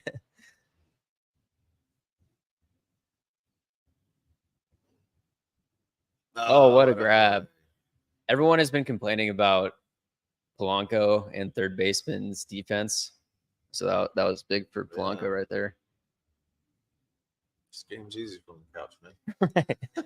Oh, I would have jumped higher. These guys are the best on the planet. Yeah, They're I out know. there for a reason. That's why I love going to games, because you can see in person how good they actually are. Right. Like, I went to a game a few years ago in San Diego. Manny Machado makes one of those like diving plays at third base, gets up, just whips it to first base. Made it look so easy. Yeah. He's shaking. You don't like it. Off. Let me spit on it. The most frustrating thing with position players pitching is when they come in and throw up a 0. Like as a pitcher, I hated that. That's not It's that like, hard. You have to give up 3 or 4. Like you can't come in when I train every single day of my life and I lose sleep at night because I've given up the cricket number in my last 3 outings. And you come out, Josh Rojas threw a come off scoreless the inning. bench to throw an inning and you go 1, 2, 3. Like, just get out of here. And it's funny because I was a pitcher. I'm throwing like 70. Yeah. And then these position players get on the mound and just go Oh, whoop, 85. like 80. Yeah, no big 85. deal. Without any training Right. to throw. They're like, okay, I just need to I need to make this motion. Okay. Right.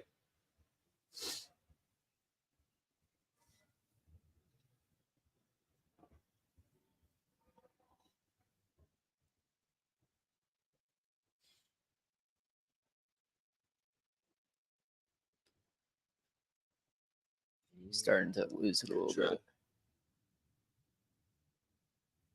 What are your thoughts on starting pitcher re-entry? I think if managers know they can take out their starter and put him back in, it will limit the 30 pitch innings. I mean, starting pitcher re-entry would never be a thing in the regular season. No. It's a thing in spring training to manage their workload. But yeah, like that won't ever be a starting thing. pitcher? That won't ever be a thing in the regular season. No. There's just no benefit to that. Prime example. Well, if you could just take a pitcher out in a jam, put in a fresh guy or something, and then bring in that starting pitcher to start the next inning, like that doesn't make. Yeah, I mean, he'd have to go to a position to be able to do that. You could do it that way, but what are you gaining? Right. You're carrying 7 or 8 bullpen guys.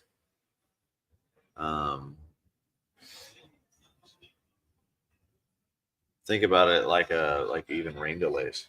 Like you have a starting pitcher who's going, game stops because of weather. I mean, there's different ways to go about that. Some guys, I know when I was with Texas, we would have we had a mound in the tunnel, and every 20, 30 minutes, Mike Maddox would come and get the starting pitcher and go, hey, we're going to go throw some off the mound. So they simulated innings just to keep them going because that's their start day. So even if that rain gets, cancels the game, at least they get their work in. Yeah. And then however many times, once we built up to 100 pitches, they're like, all right, he's done for the day. Okay. He can't go back out there. So if the rain delay is 5 hours, then he's done. It's another guy going in. Yeah. Just depending on how long he kept going back out there and throwing pitches. So let's say the rain delay happened, he's at 40 pitches. We're inside, we don't know when we're going to start back up. Yeah. 20 minutes passes, he'll come and grab it. Hey, you got 15, 20 pitches. You're going through your warm-ups. You're going through the simulated inning. Now he's at 65 pitches. You go back in, sit in your locker. He'll come and grab you again. You're doing your warm-ups. Now you got 15 more pitches. All right, now he's at 75. Yeah. So the manager knows, this is where he's at. So if he goes back out there, he's only got 25 more pitches before he's done. Right. So what's the risk versus the reward? Do we throw him back out there and risk an injury? Or do we just get a fresh arm out of the bullpen who's been playing video games for the last 3 hours? Yeah, right. That'd be funny if there was a rain delay long enough to where the game is canceled. Then next day, both teams are forced to only pitch position players or something like that. Right. The first game, and then the second day, it'd be the regular next starting pitcher. Yeah, true. Well, Right. Call someone up. You could. If you're picking up a game, I think you have to keep everybody who's in the game. You couldn't add to that roster. Like if you were to pick up from where the game left off, Right. I don't think you could add. But if it's starting at first pitch.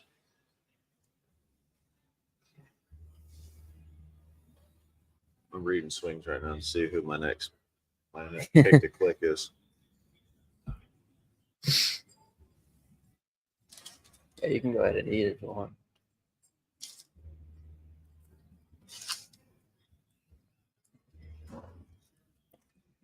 Anybody on here from Richfield? I don't think so. Not yet. At least the people commenting.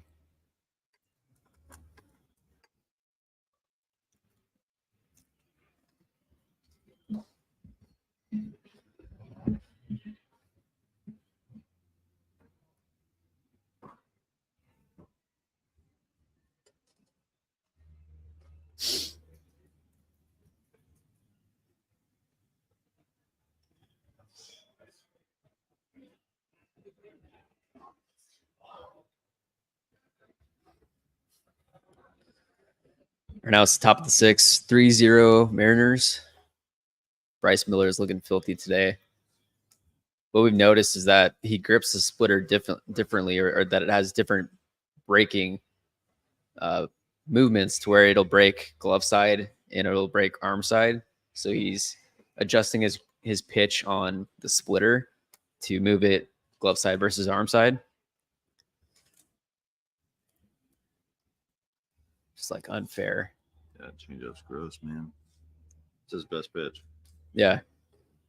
And he just picked that up in an off season.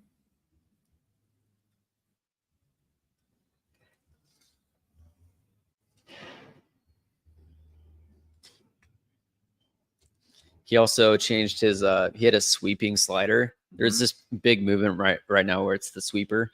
Yep. Super horizontal.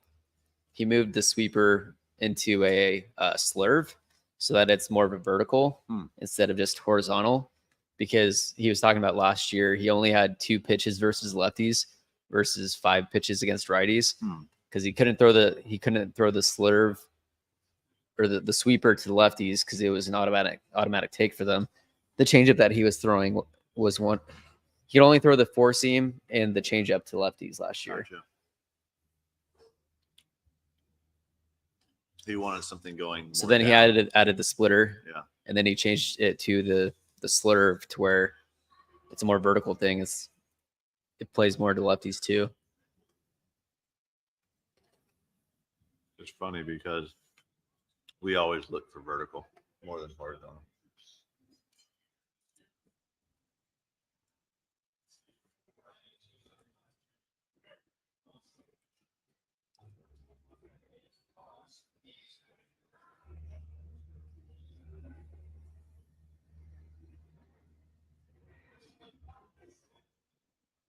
Dylan's on board.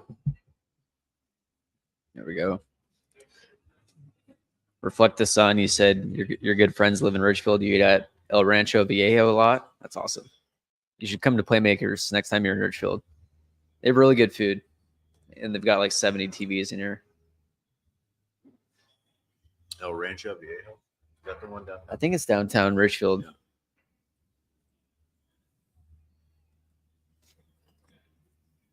Yeah, you hit A too. That's kind of the highlight of this area. Yep. Have you been to the sports bookie? I have. Oh yeah. Yeah, it was cool. They did a good job. Especially during football season. Oh yeah.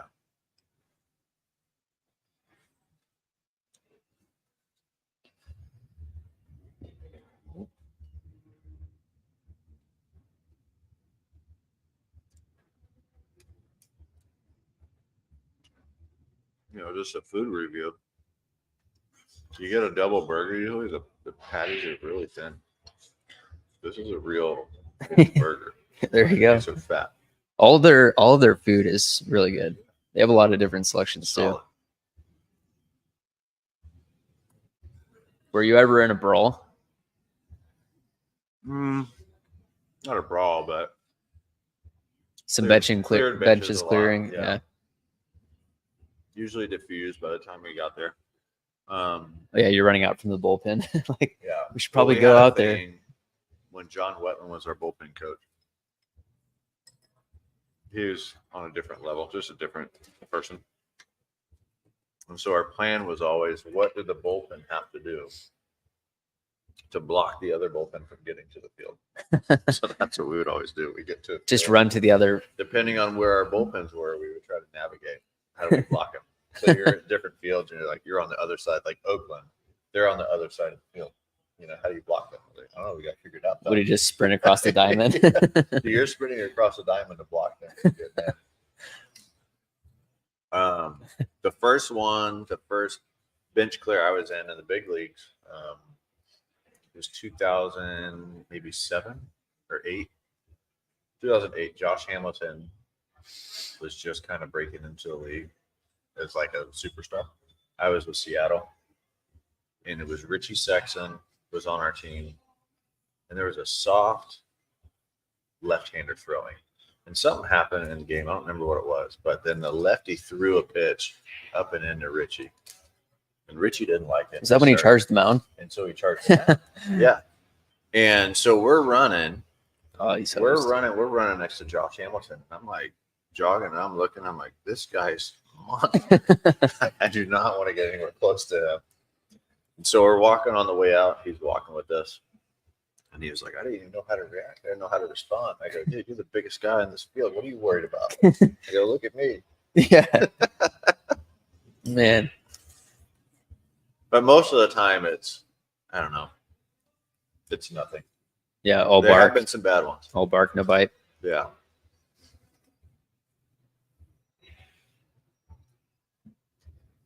Or you look at like Jose Bautista and Rudin Odor at second base. Mhm. Clocked him.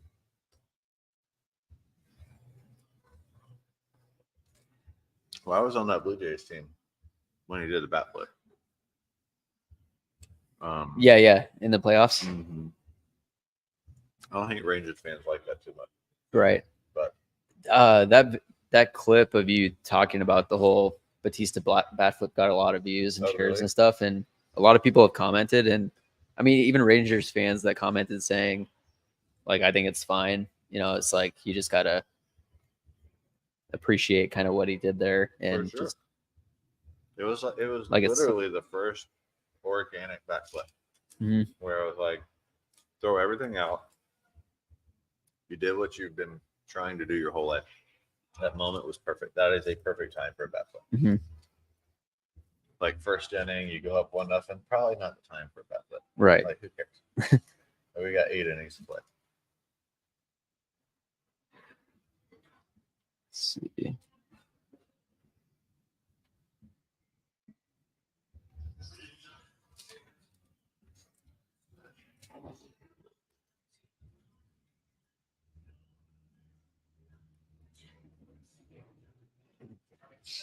What's up, Big Will Betts? Will Ortner. He's basically like, oh well. oh, you do? Yeah. Where you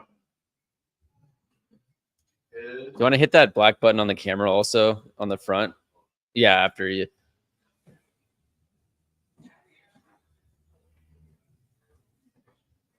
His nieces go to the same school or the same class as my daughter. Okay. And he does like that. Yeah. He's on that black button. Yep. It refreshes it or activates it. Like every 30 minutes, the camera turns off. So I have to click the button to wake it up. Yeah. So we were paused. It just went black for like 2 seconds. But yeah, he played at Central Washington. Yeah. Football. Yeah, and he's it's called In the Trenches with Will Ortner. So he's doing a football podcast. Cool. No, so it's sweet. Nice. Is he on right now? He just said 2 goats. Oh, what's up, Will? What a guy. What's up, Will? He's a small human being. Will is tiny. Like I Yeah. could bench 225 way Right. more times than him. Super small. He just did the 225 challenge, What's that? throwing up 225 as many times, Oh, like bench press. yeah. I think he got 21, Okay. which is insane. That's pretty good. It's respectable. Mark said he could take you though. I don't know about that. Not in the 225 challenge.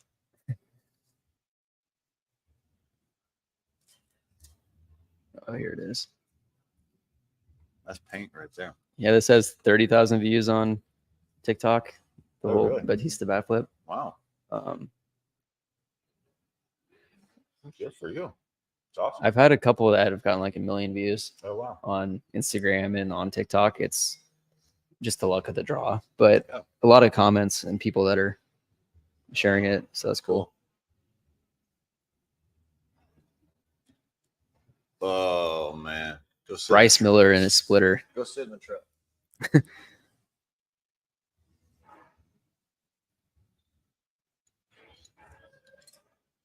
He's looking at a CG right now based off pitch count.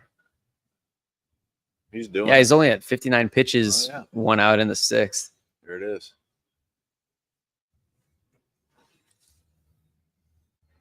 Was that it again? No, that's not it. That was a 80. knuckle curve, That was or that was 80. a slurve. Yeah. The splitty's been 84, 85.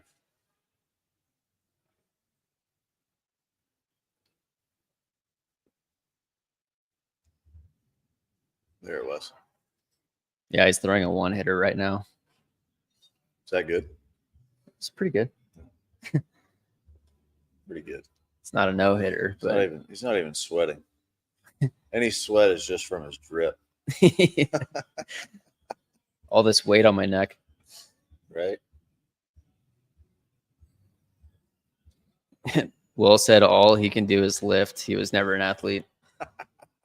I disagree. Only athletes play at that level. Yeah.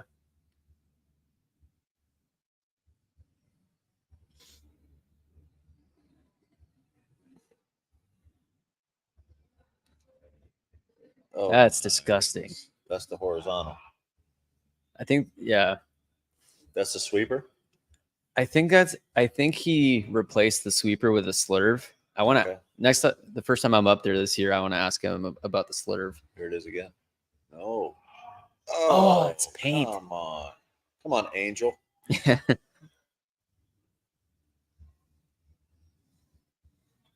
But yeah, I mean a curveball at 80 miles an hour with that much break. Yeah.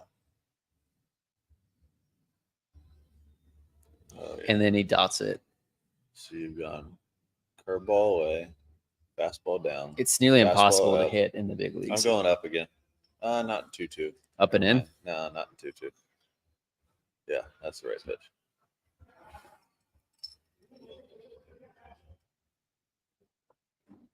Yeah, 1-2, I would have gone upstairs again. I realized it was a 2-2 count.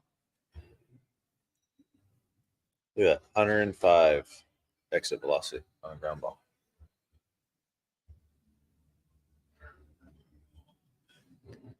Launch angle of -10. Right. That's why I got through.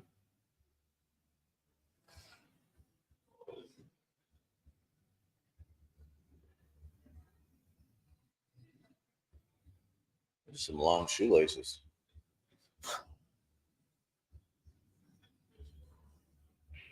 What are those things? Jeez. What are we doing? Tuck them in. We got scissors in the training room? I tuck my laces in between my laces so that they're tucked in. Because too many times I've been backpedaling in the outfield and trip over myself. I learned a knot from Kinsler on Nike cleats always have long laces. So he would tie like a normal knot, but then do another one on top of it, like the butterfly. He would do a butterfly on top of a butterfly. Okay. And it just shortens everything up. Mm-hmm. I use it all the time. Thanks, Kins. Yeah. We'll have to get him on sometime. Right? All right. He's looking to pull. At least on that one.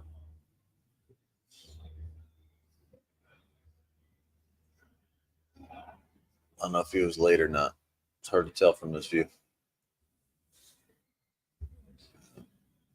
There you go. Good shift. Quality start.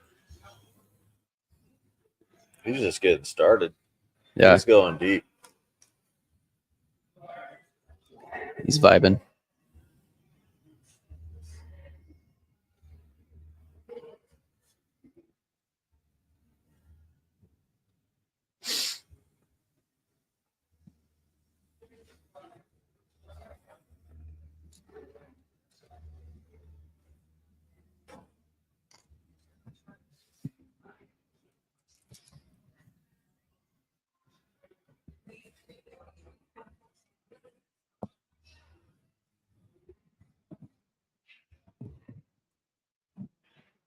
Yeah, Bryce Miller just got through 6 innings, 2 hits allowed, like 8 Ks now, 7 Ks at the walk. 6 shutout innings, 68 pitches. Yeah, 2 hits, a walk, and 7 strikeouts. I'm curious how many strikeouts were on that splitter, but he looks solid.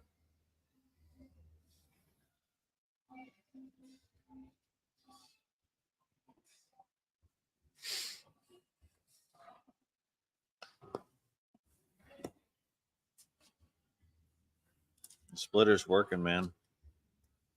Could be the offsetter for him. You got that in the Yeah, back of your head. that's huge. With 2. You've And got knowing his that fastball. and knowing that it can break both ways. Yeah. Because the spin can't look that much different. Mhm. It just looks like a tumbler.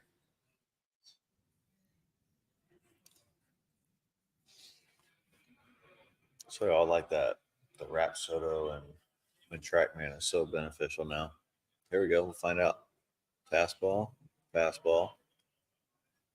Splitter. was it. That's 1 splitty. There's Splitter. 2 splitties.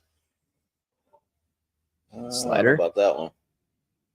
Fastball. Couldn't tell. Splitter, maybe.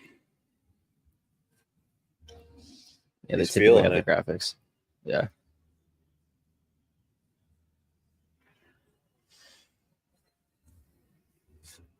Curious where he's from. What part of Texas?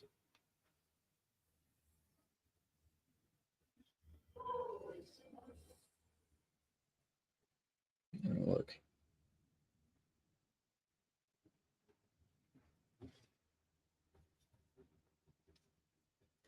Mount Pleasant. Yeah, Mount Pleasant. Do you know where that is? Yeah, it's backwoods. Really? Oh yeah. Were you raised in Texas? Houston. Okay. Yep. I mean, it's not super backwoods, but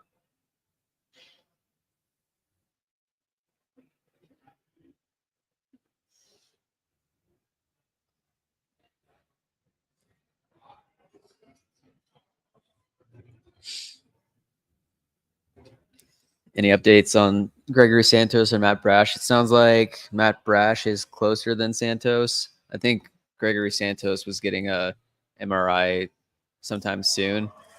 Then he might start throwing after that. I think Brash is on a throwing program. So Brash should be back sooner than Santos. But what was his diagnosis, Brad? it was inflammation in his elbow. So they shut him down. From what they said, it was like normal inflammation. So he's like throwing and he feels fine. So hopefully there's nothing there. Gregory Santos, I think it was his shoulder. Okay. And he ended last season a little early because of that. But also the White Sox were out of it. But, and Ryan Stanek. Yeah. So yeah, I mean, the Mariners have Ryan Stanek, Matt Brash, Gregory Santos, Andres Munoz. Their bullpen is filthy. Yeah. He pitched last night. Yeah. He's got that splitter. Looks like he just got done making some moonshine. Yeah, right. And then he comes in and closes the door. He also looks like, I mean, we've seen him in a Astros uniform the past few years, and he looks like a monster, like an angry dude, whatever. I heard him on an interview, and he sounds like the nicest guy, I mean, I talk about that all the time with kids that I train is like, you can be as nice as you want outside the lines, but the second you step foot on the field, you have to flip a switch. Yeah. And you need to turn into a different person. Mm-hmm. And then the second you step back off, you turn into a nice person. Yeah. But like all these guys are able to do that. Right. And most of them are super nice guys. I would say 98% of ball players. You can get along with any of them. And I feel like baseball is such a humbling sport that it's hard to have like a big ego in baseball versus football. There might be bigger egos. I don't know. And if you have one, it's almost a false sense, because it's inconsistent. You can't. Yeah. It's just not something you can maintain because the game will just humble you. Right. Exactly.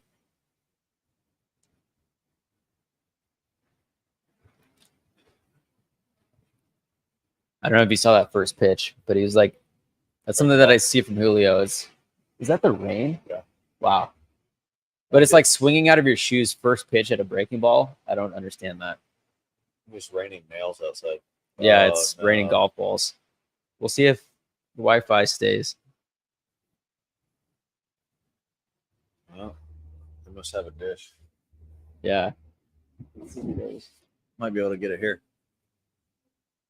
See if low resolution works. If not, I got it on my iPhone 3.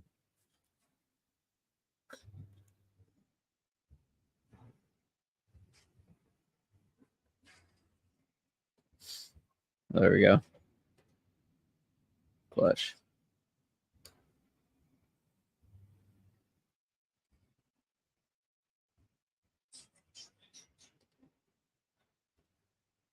What do we do without technology? Yeah, no. We deflected, and 3 seconds later, we're fine. Yeah. Oh no. Oh, never mind.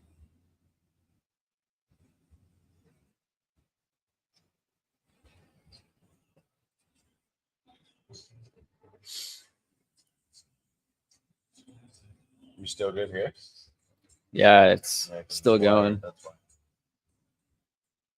So it's been an hour and 40 minutes, and we're into the bottom of the 7th.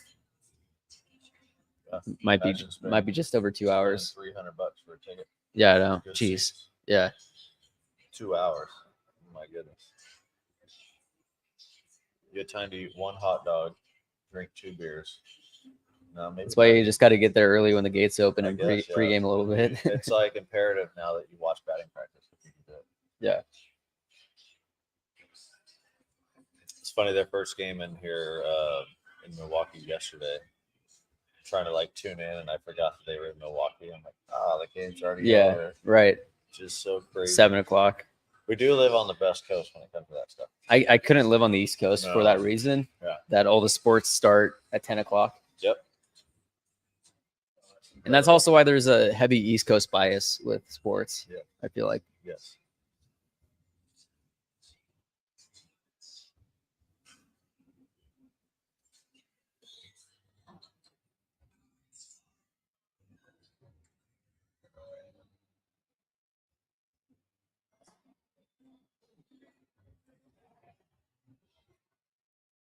Oh, it's trying. There we go. We're back.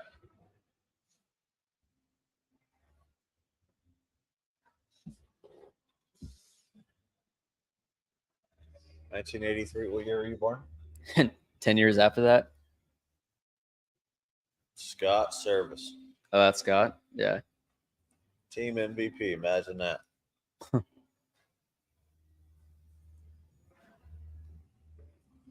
Yeah, I just turned 30.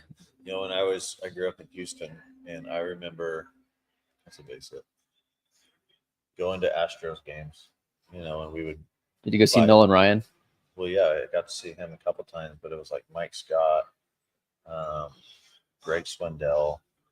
I remember Scott Service catching. And Oh, really? We'd come in from center field, you know, the $5 seats, and we're all sitting in the back, dead center field, so you can see everything. You come in, and I'll never forget. It was super quiet. People were just getting off work, and you come in, you could just see the ball go in and see the glove. It was like one of those orangish, yellowish Rawlings gloves, but it looked massive from our seats, and you could just hear the pop. Like you just hear it, and it would echo like on the Wow. walls. You hear it echo. And I remember sitting there going, "This is the coolest thing I've ever seen in my whole life." And at that moment, like going to that game, I was like, "This is what I want to do. Like I Really? want to play in the major leagues." Just mesmerized Yeah. by the whole scenery. How old were you? Gosh, Elementary 7. or middle school? Okay. 7. Yeah. Yeah. Old enough to where you could start understanding the game. Yeah. And seeing it, knowing like where the ball should go, where the outs are. Yeah. I'll never forget it. Like a spitting image. Did you play other sports, or was it just baseball from that time? It was. I played basketball. My parents would never let me play tackle football. Contact sports. But back then, you know, we played. Gosh, we tackled each other on the concrete. Yeah. You know, growing up. So it's not that I didn't play it; I just didn't play organized. Yeah. Did you have siblings? Yeah, I got an older brother, Okay. younger sister. So with the brother, there was definitely contact involved. Yeah, no, and I talk about that a lot too. Is I think that if I was a scout, I would really look at siblings for somebody I'm interested in. If I have a kid that has an older sibling, they've naturally had to play up their whole life. Yeah. And I just think you're forced into Makes doing sense. more. Yeah. And like having to figure stuff out quicker. Yeah. Just to adapt.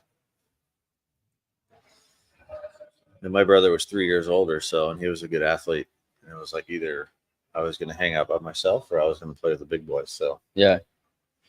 I was always working on the side. Just I want to play with my brother and his friends.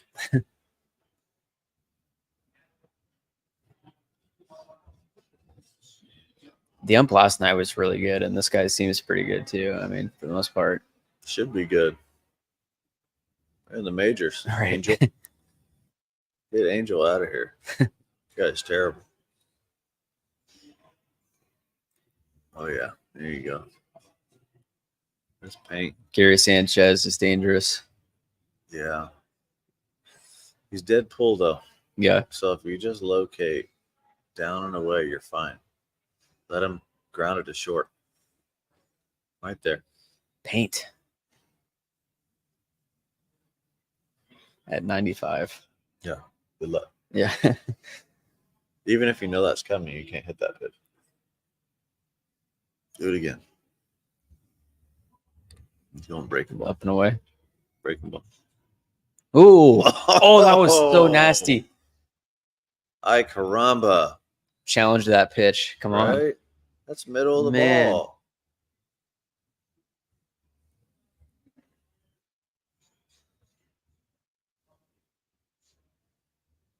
Again? Nice. Come on. Call him off. There you go. Got out of it. Drip, Bryce drip. Miller threw 7 innings. He's going back It's like out. just at 80 You've pitches. earned yourself another inning. Oh, yeah. There's no way Munoz is going in today. He threw like close to 30 pitches Yeah. in the 1 inning. He We'll needs to- see if he needs a Stanek is mental there day again. off. Yeah, right. That's another hard thing is having a game like that and just sitting on it for a full day. Yeah. You want to get back in there, but you also don't mind the day off just to kind of reset everything. Yeah.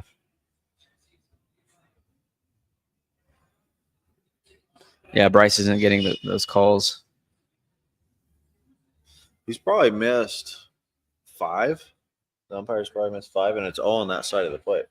So if you watch Right where the side. umpire sets up, they're over the catcher's right shoulder most of the time. Mhm. So it's harder for them to see that side of the plate, especially when the hitter's in the box and the catcher has to go this way. And the Yeah. pitcher misses his spot. Right. They miss a lot of those.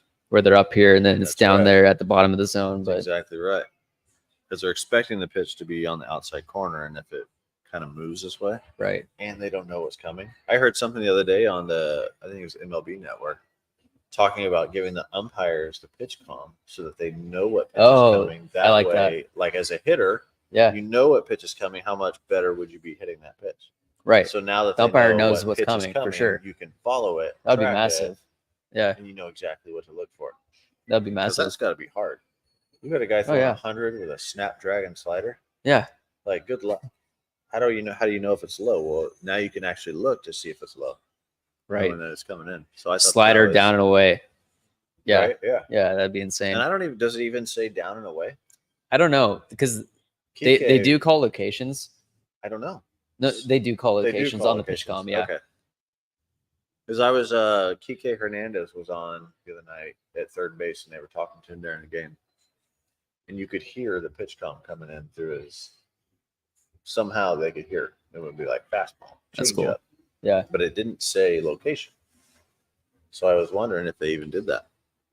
Because I have heard players talk about the pitch comm and saying that he called like down and away or something like that, Yeah. or fastball away. So I don't know if it's just some people do it, the location. I mean, it's a big deal.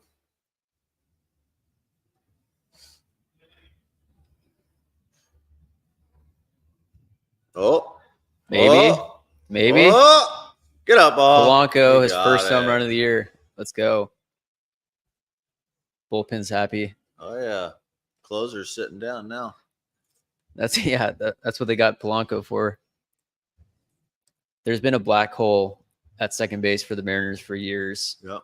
And then we got the Adam Frazier. We traded for him after he was an all-star. Then he didn't do anything. We got Colton Wong the other offseason. Didn't do anything. And now traded for Polanco. That was a big move. He was with Minnesota. Yeah, the Twins his entire career.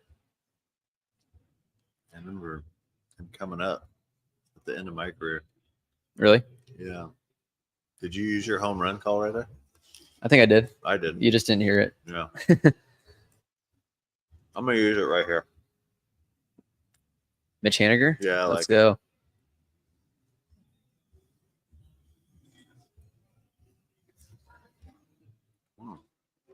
Mariners fan got the ball. I need to get one of those tridents. You don't need to try it. You got drip. Just wear my chain. Mitch Haniger in 2021, 39 home runs, 100 RBIs. Yeah. Oh, come on. He's just been injury plagued his entire Yeah. career, and it's all fluke injuries. I mean, think about like even Trevor Story. You see, he got hurt. Yeah, dislocated shoulder or something like that. Guy can't catch a break. Yeah. I mean, you go from playing with the Rockies, hitting 500-foot home runs, Yeah. Colorado. It's sad to see that because he's an electric player. Yeah, right. You know, it's so good for the face of baseball. Mhm. And you look at the Red Sox; they didn't do anything this offseason, and their lineup is not. Yeah. And then you if lose the their big guy guy. you call doesn't hit a homer, but he walks, I think you get it back. Okay. That's fair. Didn't even get You the get ball another one back. then. How about that? Yeah. If he strikes out, you still used it. But if he walks, I think you keep it. Okay. Okay, we just made that rule.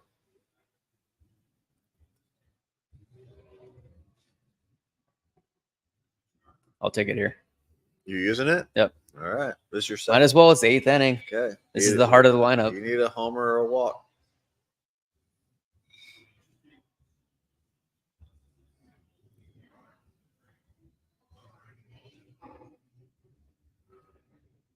Oh, Get out. you hit that pitch out. It's not even fair. Yeah, Adam Frazier was clutch in the playoffs. You're right. He hit that hit in Toronto. That was really big. Who is this? A comment was, to be fair, Adam Frazier Oh, yeah. was not as bad as the other guys, like Colton Wong. Yeah, Adam Frazier definitely was better than Colton Wong. But I'm He had some thinking clutch hits back in the when I playoffs. played in our second baseman. I'm trying to think who. Jose Lopez. Dustin Ackley. Dustin Ackley, he's a first rounder, right? Yeah. Came up and flopped. Yeah. Awesome dude. I mean, he wanted it. It just didn't happen for him. He didn't have a That's too terrible career. Like, he hopped around different teams, but Mhm. it wasn't what the first rounder really Right. expect him to do. Yeah. Trying to think who else was there. Oh.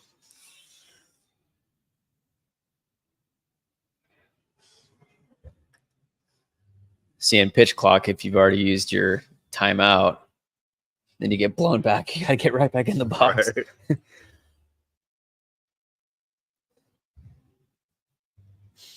Yeah, that was the 0-2 fastball right at the face. Now let's see what he does. Probably soft away. Jeez. Paint. You want nothing to do with it. Yeah. That's what I'm saying, man.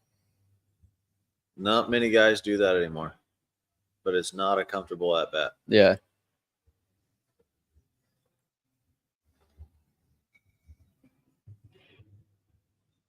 Cal Raleigh from the left side. This would be a good time. Yeah.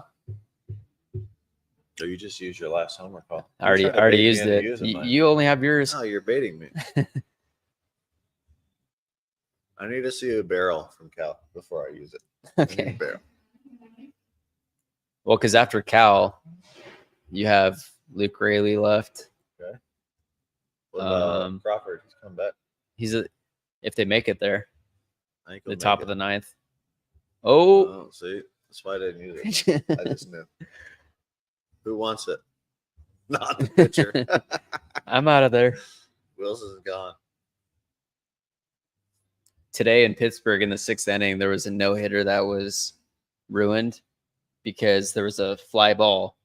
Shortstop was running out, and then him and the center fielder like, oh, Yeah. drops right in between them.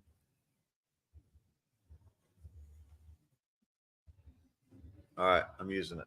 Dylan Moore. I Okay. like it. I like it. We'll watch the 9th inning stress free. He's seen the ball today. Yeah. 5 straight plate appearances. He's due for one. He's ready, man. Let's make it 6 with a tater salad. Oh. Come on. He's sitting fastball. I mean, that started his face. Right. That was gross.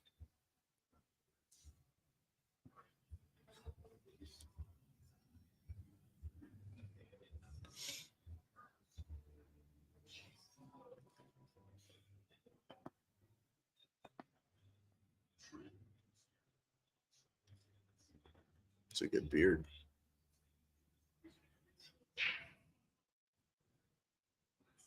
Not sitting fastball. Still alive.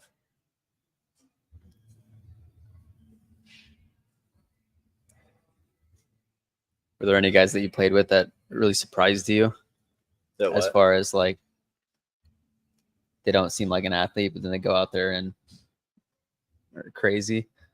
Oh, Well, we're out of our homer cards. I played with George Sherrill. George Sherrill. He was a left-handed reliever. Ended up closing for Baltimore one year, but just a big guy. And that guy would like in batting practice would have the best routes, and it was fast and would just outrun everybody. And just a big-bodied guy. So guys like that. And a bullpen guy. Yeah, he had like a super straight flat bill, and he wore his pulled it down real low, and the top of his hat was real high.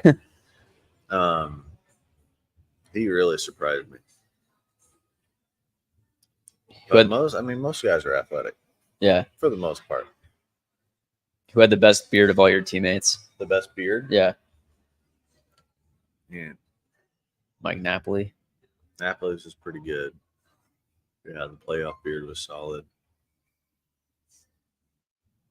I don't know. Everybody was better than mine. So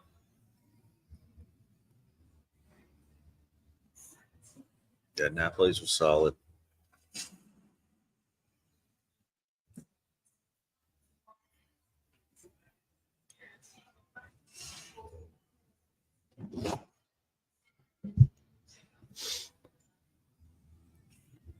Yeah, but Jamie seemed pretty excited about doing like a joint podcast with all you guys. Cool. So Yeah. that'd be really cool. He's phenomenal, man. I played with him for 1 year, I think. I think he left Seattle after 2006. Yeah, traded at the Phillies. That's right. And he hadn't been in the playoffs until then, Mm-hmm. right? I think so. And he went over there and won a World Series. But yeah, he grew up in Philadelphia or in that area, was a Phillies fan. And when he was 18, he played hooky to skip high school to go to the World Series parade. And then the next World Series that they won, he was on the team. Crazy. Yeah, which is I crazy. listened to like an hour and a half of your podcast with him. It was 3 hours long. Yeah. And we could have talked for another 3 hours. Yeah. I told you Jamie can talk, man. Yeah. He won't stop. He'll just keep. I love feeding that you though. I mean, information. I'm there for the stories. Yeah. He's got a lot of them. What are we doing? What was his pitch? Told count at? Bryce Miller. He was at like 80 pitches. What are we doing? Yeah, they took out Bryce Miller, put in Austin Both. Up 4-0. Okay. Let's not let a rally happen. I mean, he just seemed in full control. It's tough. It's tough for me just knowing how from day to day as a bullpen guy, you might not have your stuff and 4 runs can be scored quick. But you knew that for 7 innings, he proved that he had everything. Right. But what do I know? I got no stress from the couch.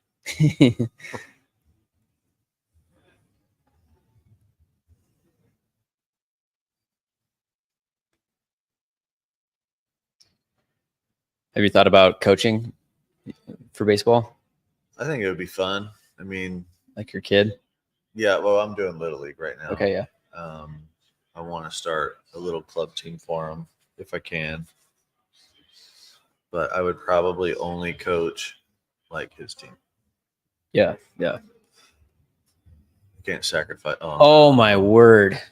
Jackson Churio with a 2-run bomb. Is that Get the Gabe Spire in the game 19, immediately. 20-year-old. And that's what happens if you take out Bryce Miller. Wow. Hung a breaking ball. Telling you, man. Yeah, he's 20 years old. He just made his debut this year. He's the youngest player in the league. Why did Bryce get pulled? His pitch count was in a good shape and he was dealing.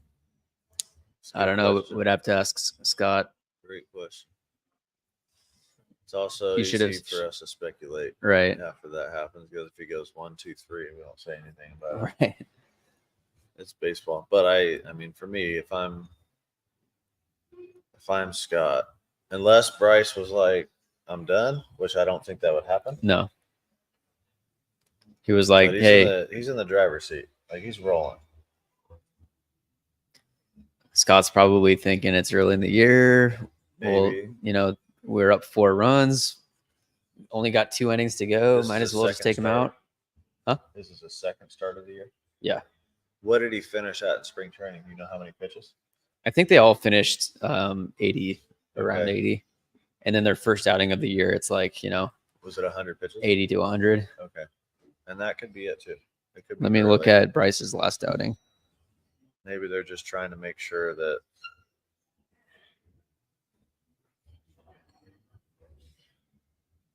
that was a bomb. Yeah, it was a moonshot. Miller.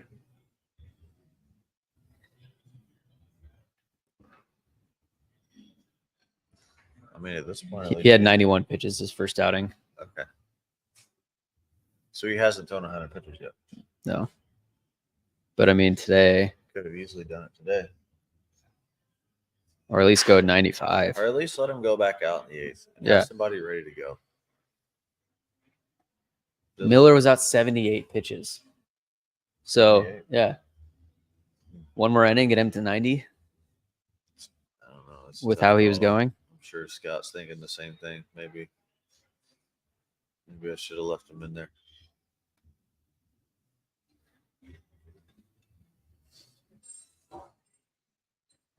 Hey, Yeah, they get a Bryce Miller was W. at 78 pitches. They get a W and nobody cares. Right. That's all that matters. Still make a habit of it.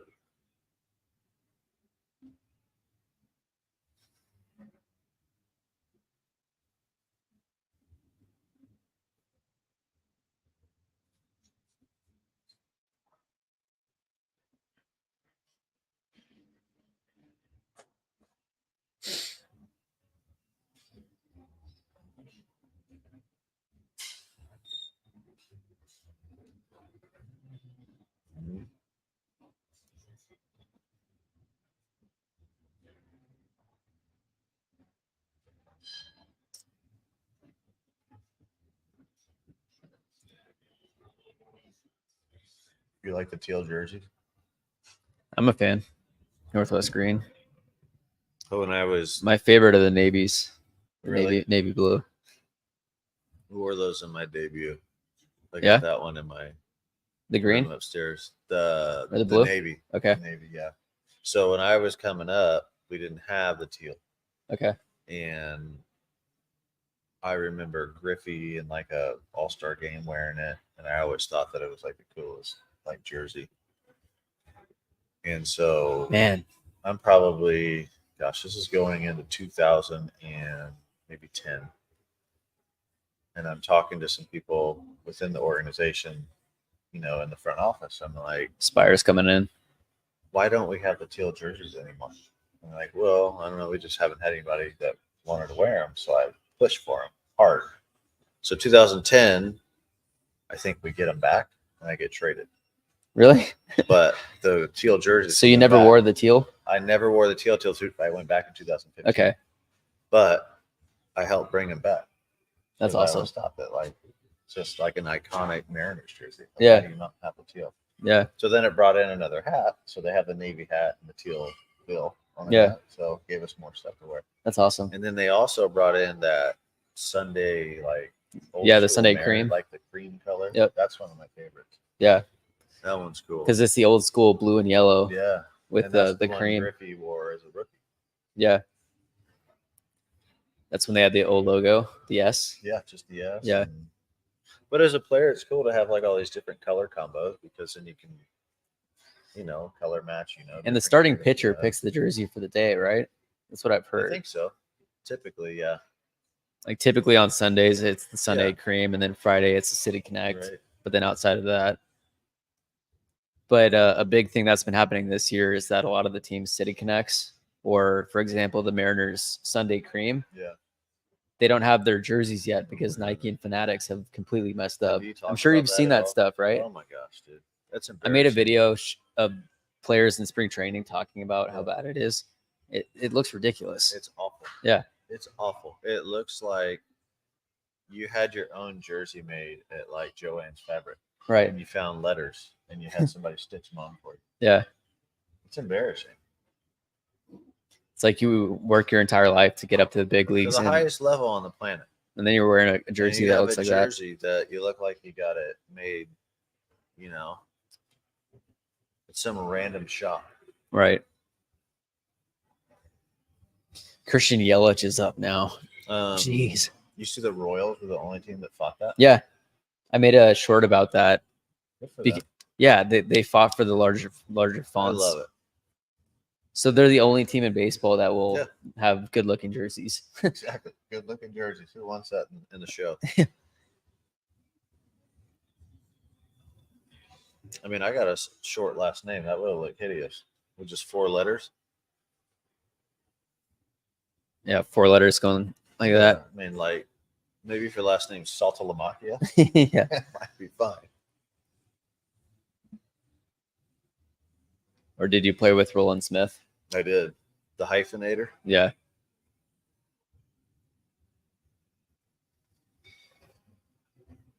He was the first person that had Twitter, like that I had ever heard of. He was the Really? one that came out in the clubhouse. He's like, "You guys have Twitter?" I'm like, "What is Twitter?"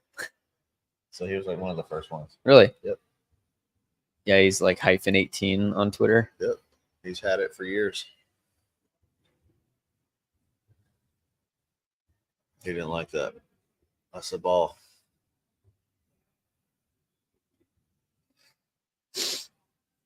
Are you swinging here? You letting them swing? It's Christian Yelich. I mean, if it's piped, Oh my goodness. This is what I'm talking about, man.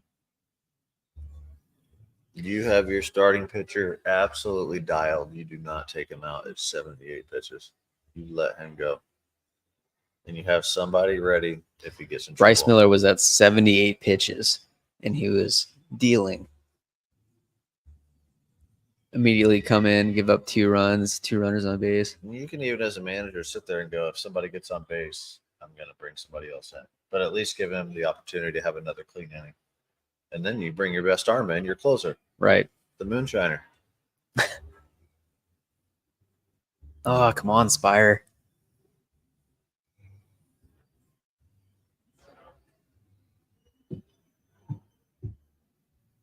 Yeah, the new jerseys are more expensive too. I had Pete Woodworth Are we on. really? Yeah. You could buy a last year jersey for 130. The new ones are like 170. By the last year. Yeah. That's what I would do. They only have so many left though. So So wouldn't they be more expensive? Supply and demand? you would think. But their new ones are the dry fit, moisture wicking jerseys that are I mean, how much of that do you need when you're watching a game? right. We got a roof on the stadium. Who cares? This isn't good. This guy can rake. Willie Adamas. Not good. Man. This is one of those like classic Mariners games. Are we looking at extra inning? That's something you don't say in the bullpen ever sitting. You don't ever talk about extras. About extra innings. No, Yeah, that would suck. because we never got paid for overtime. Didn't matter how many innings we played.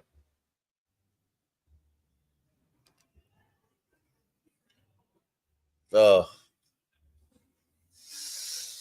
do that again, you're going to get a double play. Same pitch, 6-4-3. Get out of here.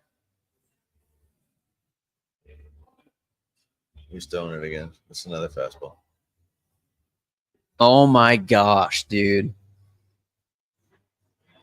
Yeah, one of the comments, why do managers keep doing this? I remember Blake Snell had a no-hitter, I think, in their World Series, Yeah. and he got pulled and they lost the game. Man. Reese Hoskins is up It's not good. He's been against the lefty. he had a homer yesterday. I don't think Reese did, but Yelich did. I know Dude, he this got is one like against New York.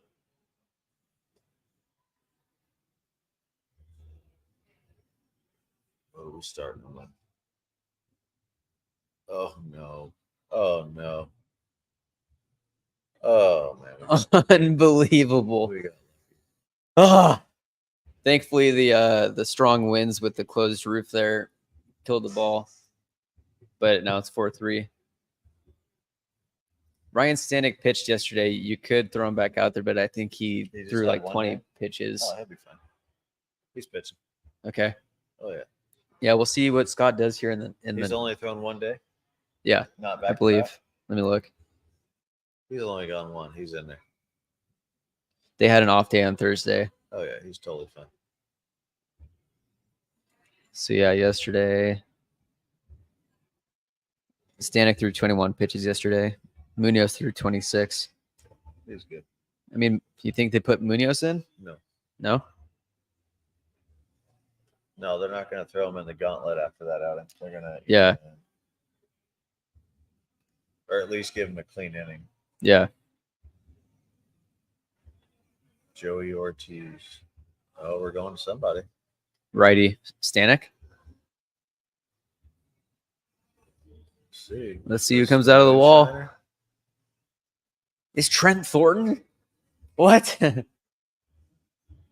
Wow. They're I've never putting seen in him- Trent never seen him Thornton. throw. Huh? I've never seen him throw. From Was he on the throw? team last year? They traded for him at the deadline last year. Okay. He was on the Blue Jays before. Okay. He's Good got good stuff. He learned a splitter this offseason. He's got a nasty curveball and slider. Well, he's His a big fastball leaguer. can get up. Yeah, right. He's a big leaguer. He should be all right.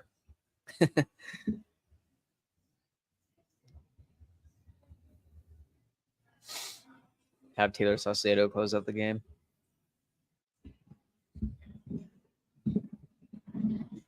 Did you use any breathing techniques Yes. in these high leverage situations? I was a big breather, not like a heavy breather, not like an open mouth breather. But if you Use watch mouth tape on the mound. replays of me, I would really come set, and I would exhale big time before every single pitch. Yeah. I just felt like it relaxed me, and my best effort level was when I felt like I was at 85%. And the only way for me to get there was to breathe. Because when I would breathe, like my arms would relax, my body would relax. And I like to feel like whippy with my arm and not tense. Yeah. And so that allowed me to have that whippy feeling. Good question. No, for sure. I mean, even when I play golf, same thing. Like I try to breathe Right. just to get rid of that tension. There's a lot to it. It's like when you're lifting weights. You know, same thing. breathe in and exhale. That's exactly as you're working. Yep. And so I would do the same thing because that's even when I would pitch, like sometimes it would sound like I'm grunting when I throw, but it was just like everything out of my diaphragm and my lungs just coming out. Yeah. Because that's how it would work out. When I would work, I would exhale all the time. I mean, he had good numbers. Oh yeah. Those are really good. He does have good stuff. He's wearing the hyphenator's glasses from back in the day. Yeah, look at that slider. He's like almost sidearm. He's got 95 in the tank too. From here? That's gross.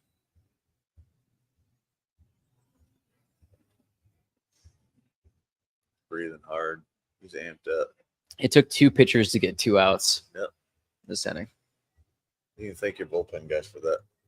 We're good at that. Never know. Told you what we talked about earlier. It's like that 1 out of 5 outings. You know you got it. The other 4, You're battling. you're battling.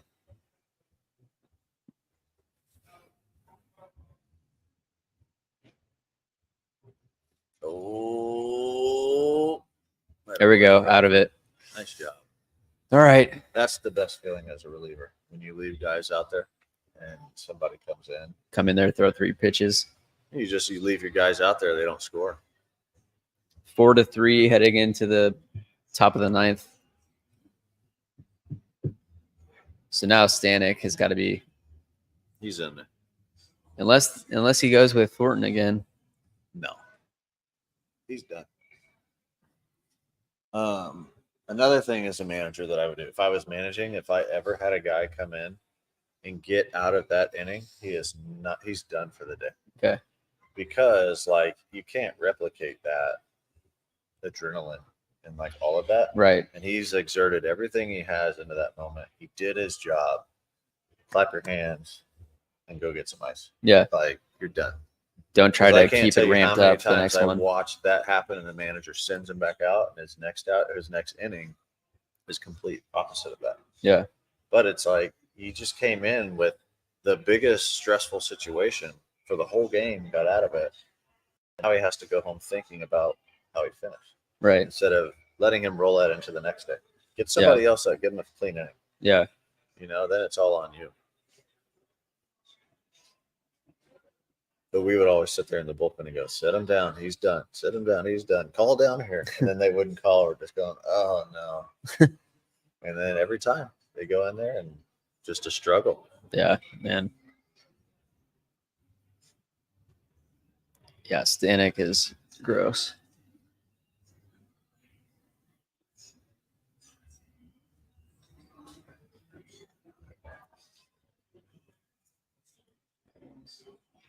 Andres Munoz is up and throwing in the Mariners bullpen. No way. Yep. So it looks like Andres Munoz is going to be pitching the 9th. After that outing last night to where he couldn't throw a strike. That's real? Yeah. Is he the closer? Yeah. Okay. Well, I mean. Well, so Scott Service uses Munoz against the best hitters in their lineup. So whether that's the 7th, 8th, or 9th. Really? Like before Paul Sewald was traded, Paul Sewald was always the 9th inning guy. Yes. But Munoz would always pitch against the best hitters. But so they don't have a standard closer? It's by committee? Yeah. Wow. Because I mean the thought process was that you throw your best pitcher against the best hitters. But Luis Arias, maybe. You got it. Luis Arias. Got it. Let's go. Some Yeah, insurance. should've saved it. Some insurance added. He was a Brewer. That's big. That's big because Huge home run it's right there. It takes more than just one swing to tie the ball game. You can give up the solo shot. You're down 2-0 in a count. Here's your fastball. Get yourself out. That was way outside also. And he pulled that changeup. I don't know. Oh.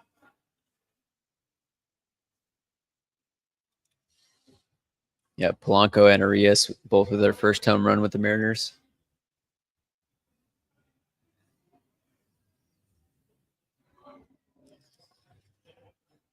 Put Bryce Miller back in there.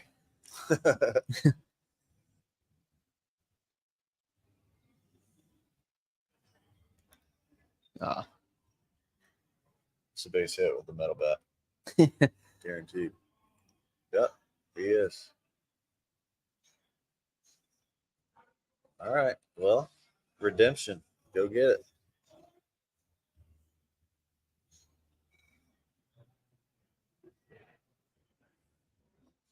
It's I don't know how they do it out there without set roles like that. I mean, I think the scouting report would be like, hey, if these guys are coming up, then you're going to be going in against them. Yeah, but being a closer is a mentality. Yeah. Like it's so different than just getting a couple guys out. It's like it doesn't matter who it is. Like you're going in, you got to close the door. Right. Everything you got. Nothing phases you. Think about Mariano Rivera, just like look like he's going to take a nap on the mound and just punches 3 tickets, 100 with the cutter. gets the ball back, and that's it. Yeah. It's over.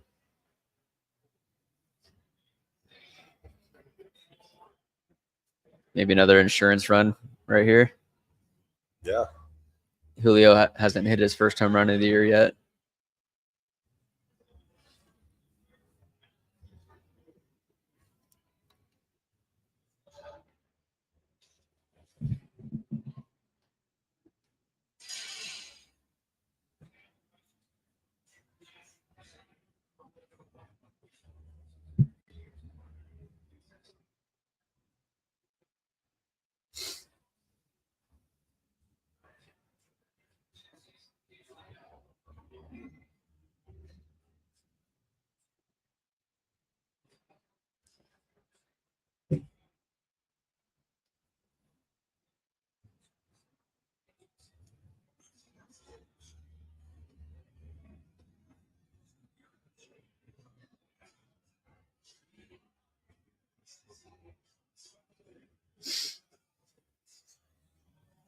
Yeah, Emerson Hancock going tomorrow. They have a day game tomorrow. Yeah, they got day game tomorrow. Yep.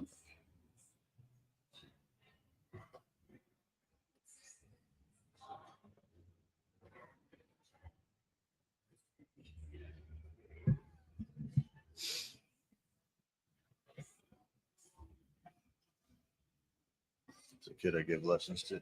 See what he does. Got 2 homers on the year. Is that live? Nah. You got 2 homers? Yeah. Is that Babe Ruth? I mean, that's what I called him last night. Let's see what he does. Oh. Is that a dinger? No way. Nope. Look how fast he is, dude. He's running around. He's good. Jeez. He's gone. An inside the park home run? Man. Is that a smaller field than A little bit, but not. so that's like Babe He's Ruth where it's 13. between Yeah. yeah.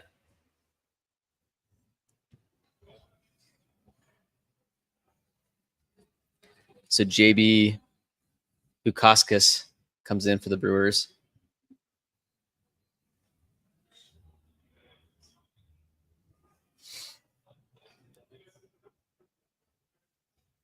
Julio with his first home run coming up here, maybe. You already played your 2 cards. I'm just saying, So I'm usually not when you using my say card. that- usually when you say it though, they strike out. Just from That my is, experience. yeah, for sure. That's usually how it happens. Except for this time right So here. go ahead and just put a backwards K on the board. Yeah. Well, there we go. It's gonna be a slider 3 feet outside. Right? Angel Swing out of his shoes. Yeah.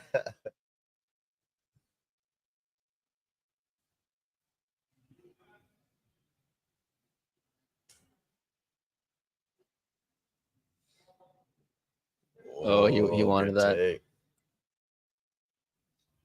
He's going, how did he take that? It's perfect. Got to throw it again after that. He had no choice.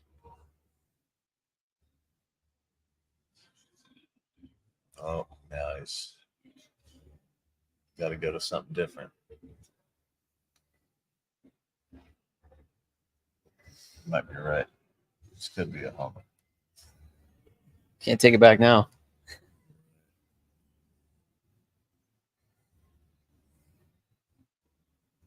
Oh man. Every time. So Munoz coming in. Here he is. Andres Munoz coming in for redemption. Close the door.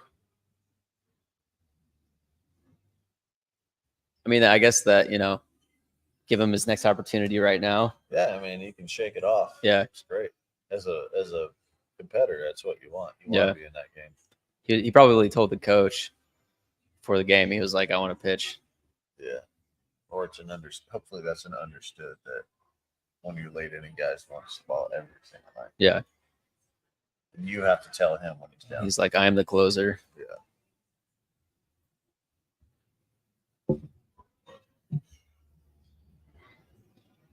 Yeah, implied odds are 0 walks in a clean inning. I like that. Reflect the sun. I mean, get that first guy. You get the first guy, and this was like a rule of thumb for 7th, 8th inning, ninth inning guys is you get the first guy out.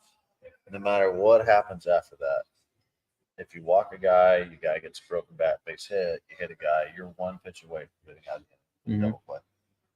But that's why that first out is so imperative. Curious to see if he goes fastball heavy or slider heavy. Because last year, I think he threw like 60% sliders. And when I asked him on the sideline, I was like, "What's your favorite pitch?" And he was like, "Oh, definitely the fastball." And he's like, I want to throw it more, but they want me to throw the slider." That's crazy to me. Because you have to be ready to hit 100. Yeah. But then when he's throwing, 88, 90 slider, that's a really hard pitch to hit. It's crazy that he even is able to say they want me to throw the fastball more. It's like, what if? So where does the conviction come in on a pitch? So I could throw the wrong pitch, but with conviction, and I can get a guy out with it. Mm-hmm. But if I'm doing something because somebody else wants me to, the conviction is not there. Right. Let's go, Muni. He's the nicest dude also. We need to be really mean right now. Yeah.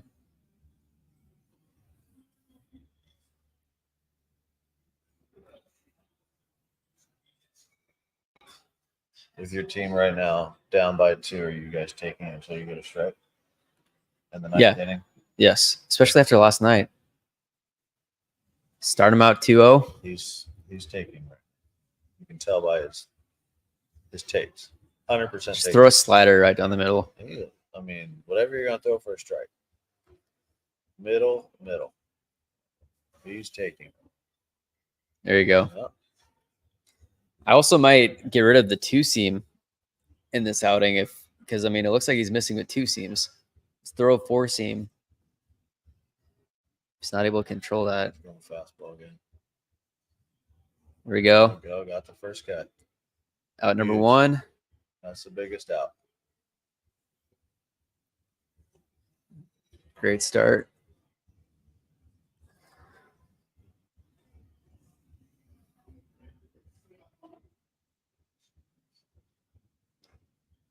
Yeah, I'll do some more live streams this year for sure.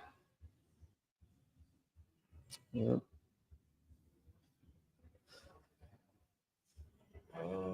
99.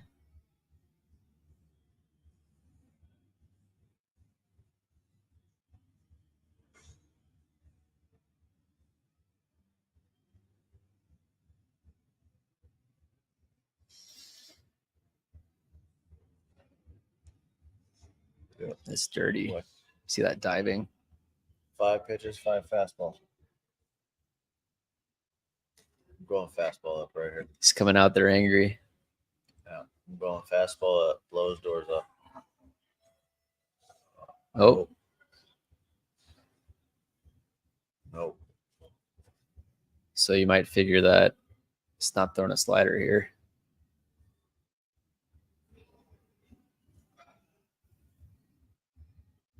Oh, Good. slider.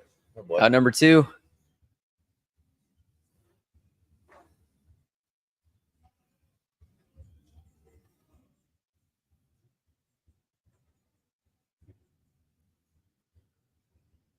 Munoz 8 pitches so far, 2 outs. Get his confidence back. Yeah. Jackson Chourio. It's pretty good. Pretty good 9-hole hitter. Yeah. 99 paint at the knees. Yep. Can't do anything with that.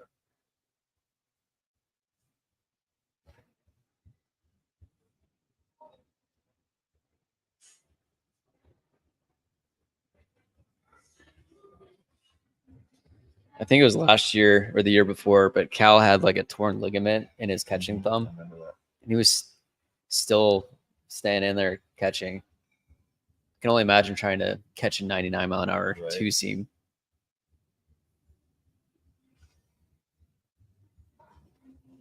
It's pulling off a little bit. Yeah, he's definitely opening up, Yeah. especially on a slider. Yeah.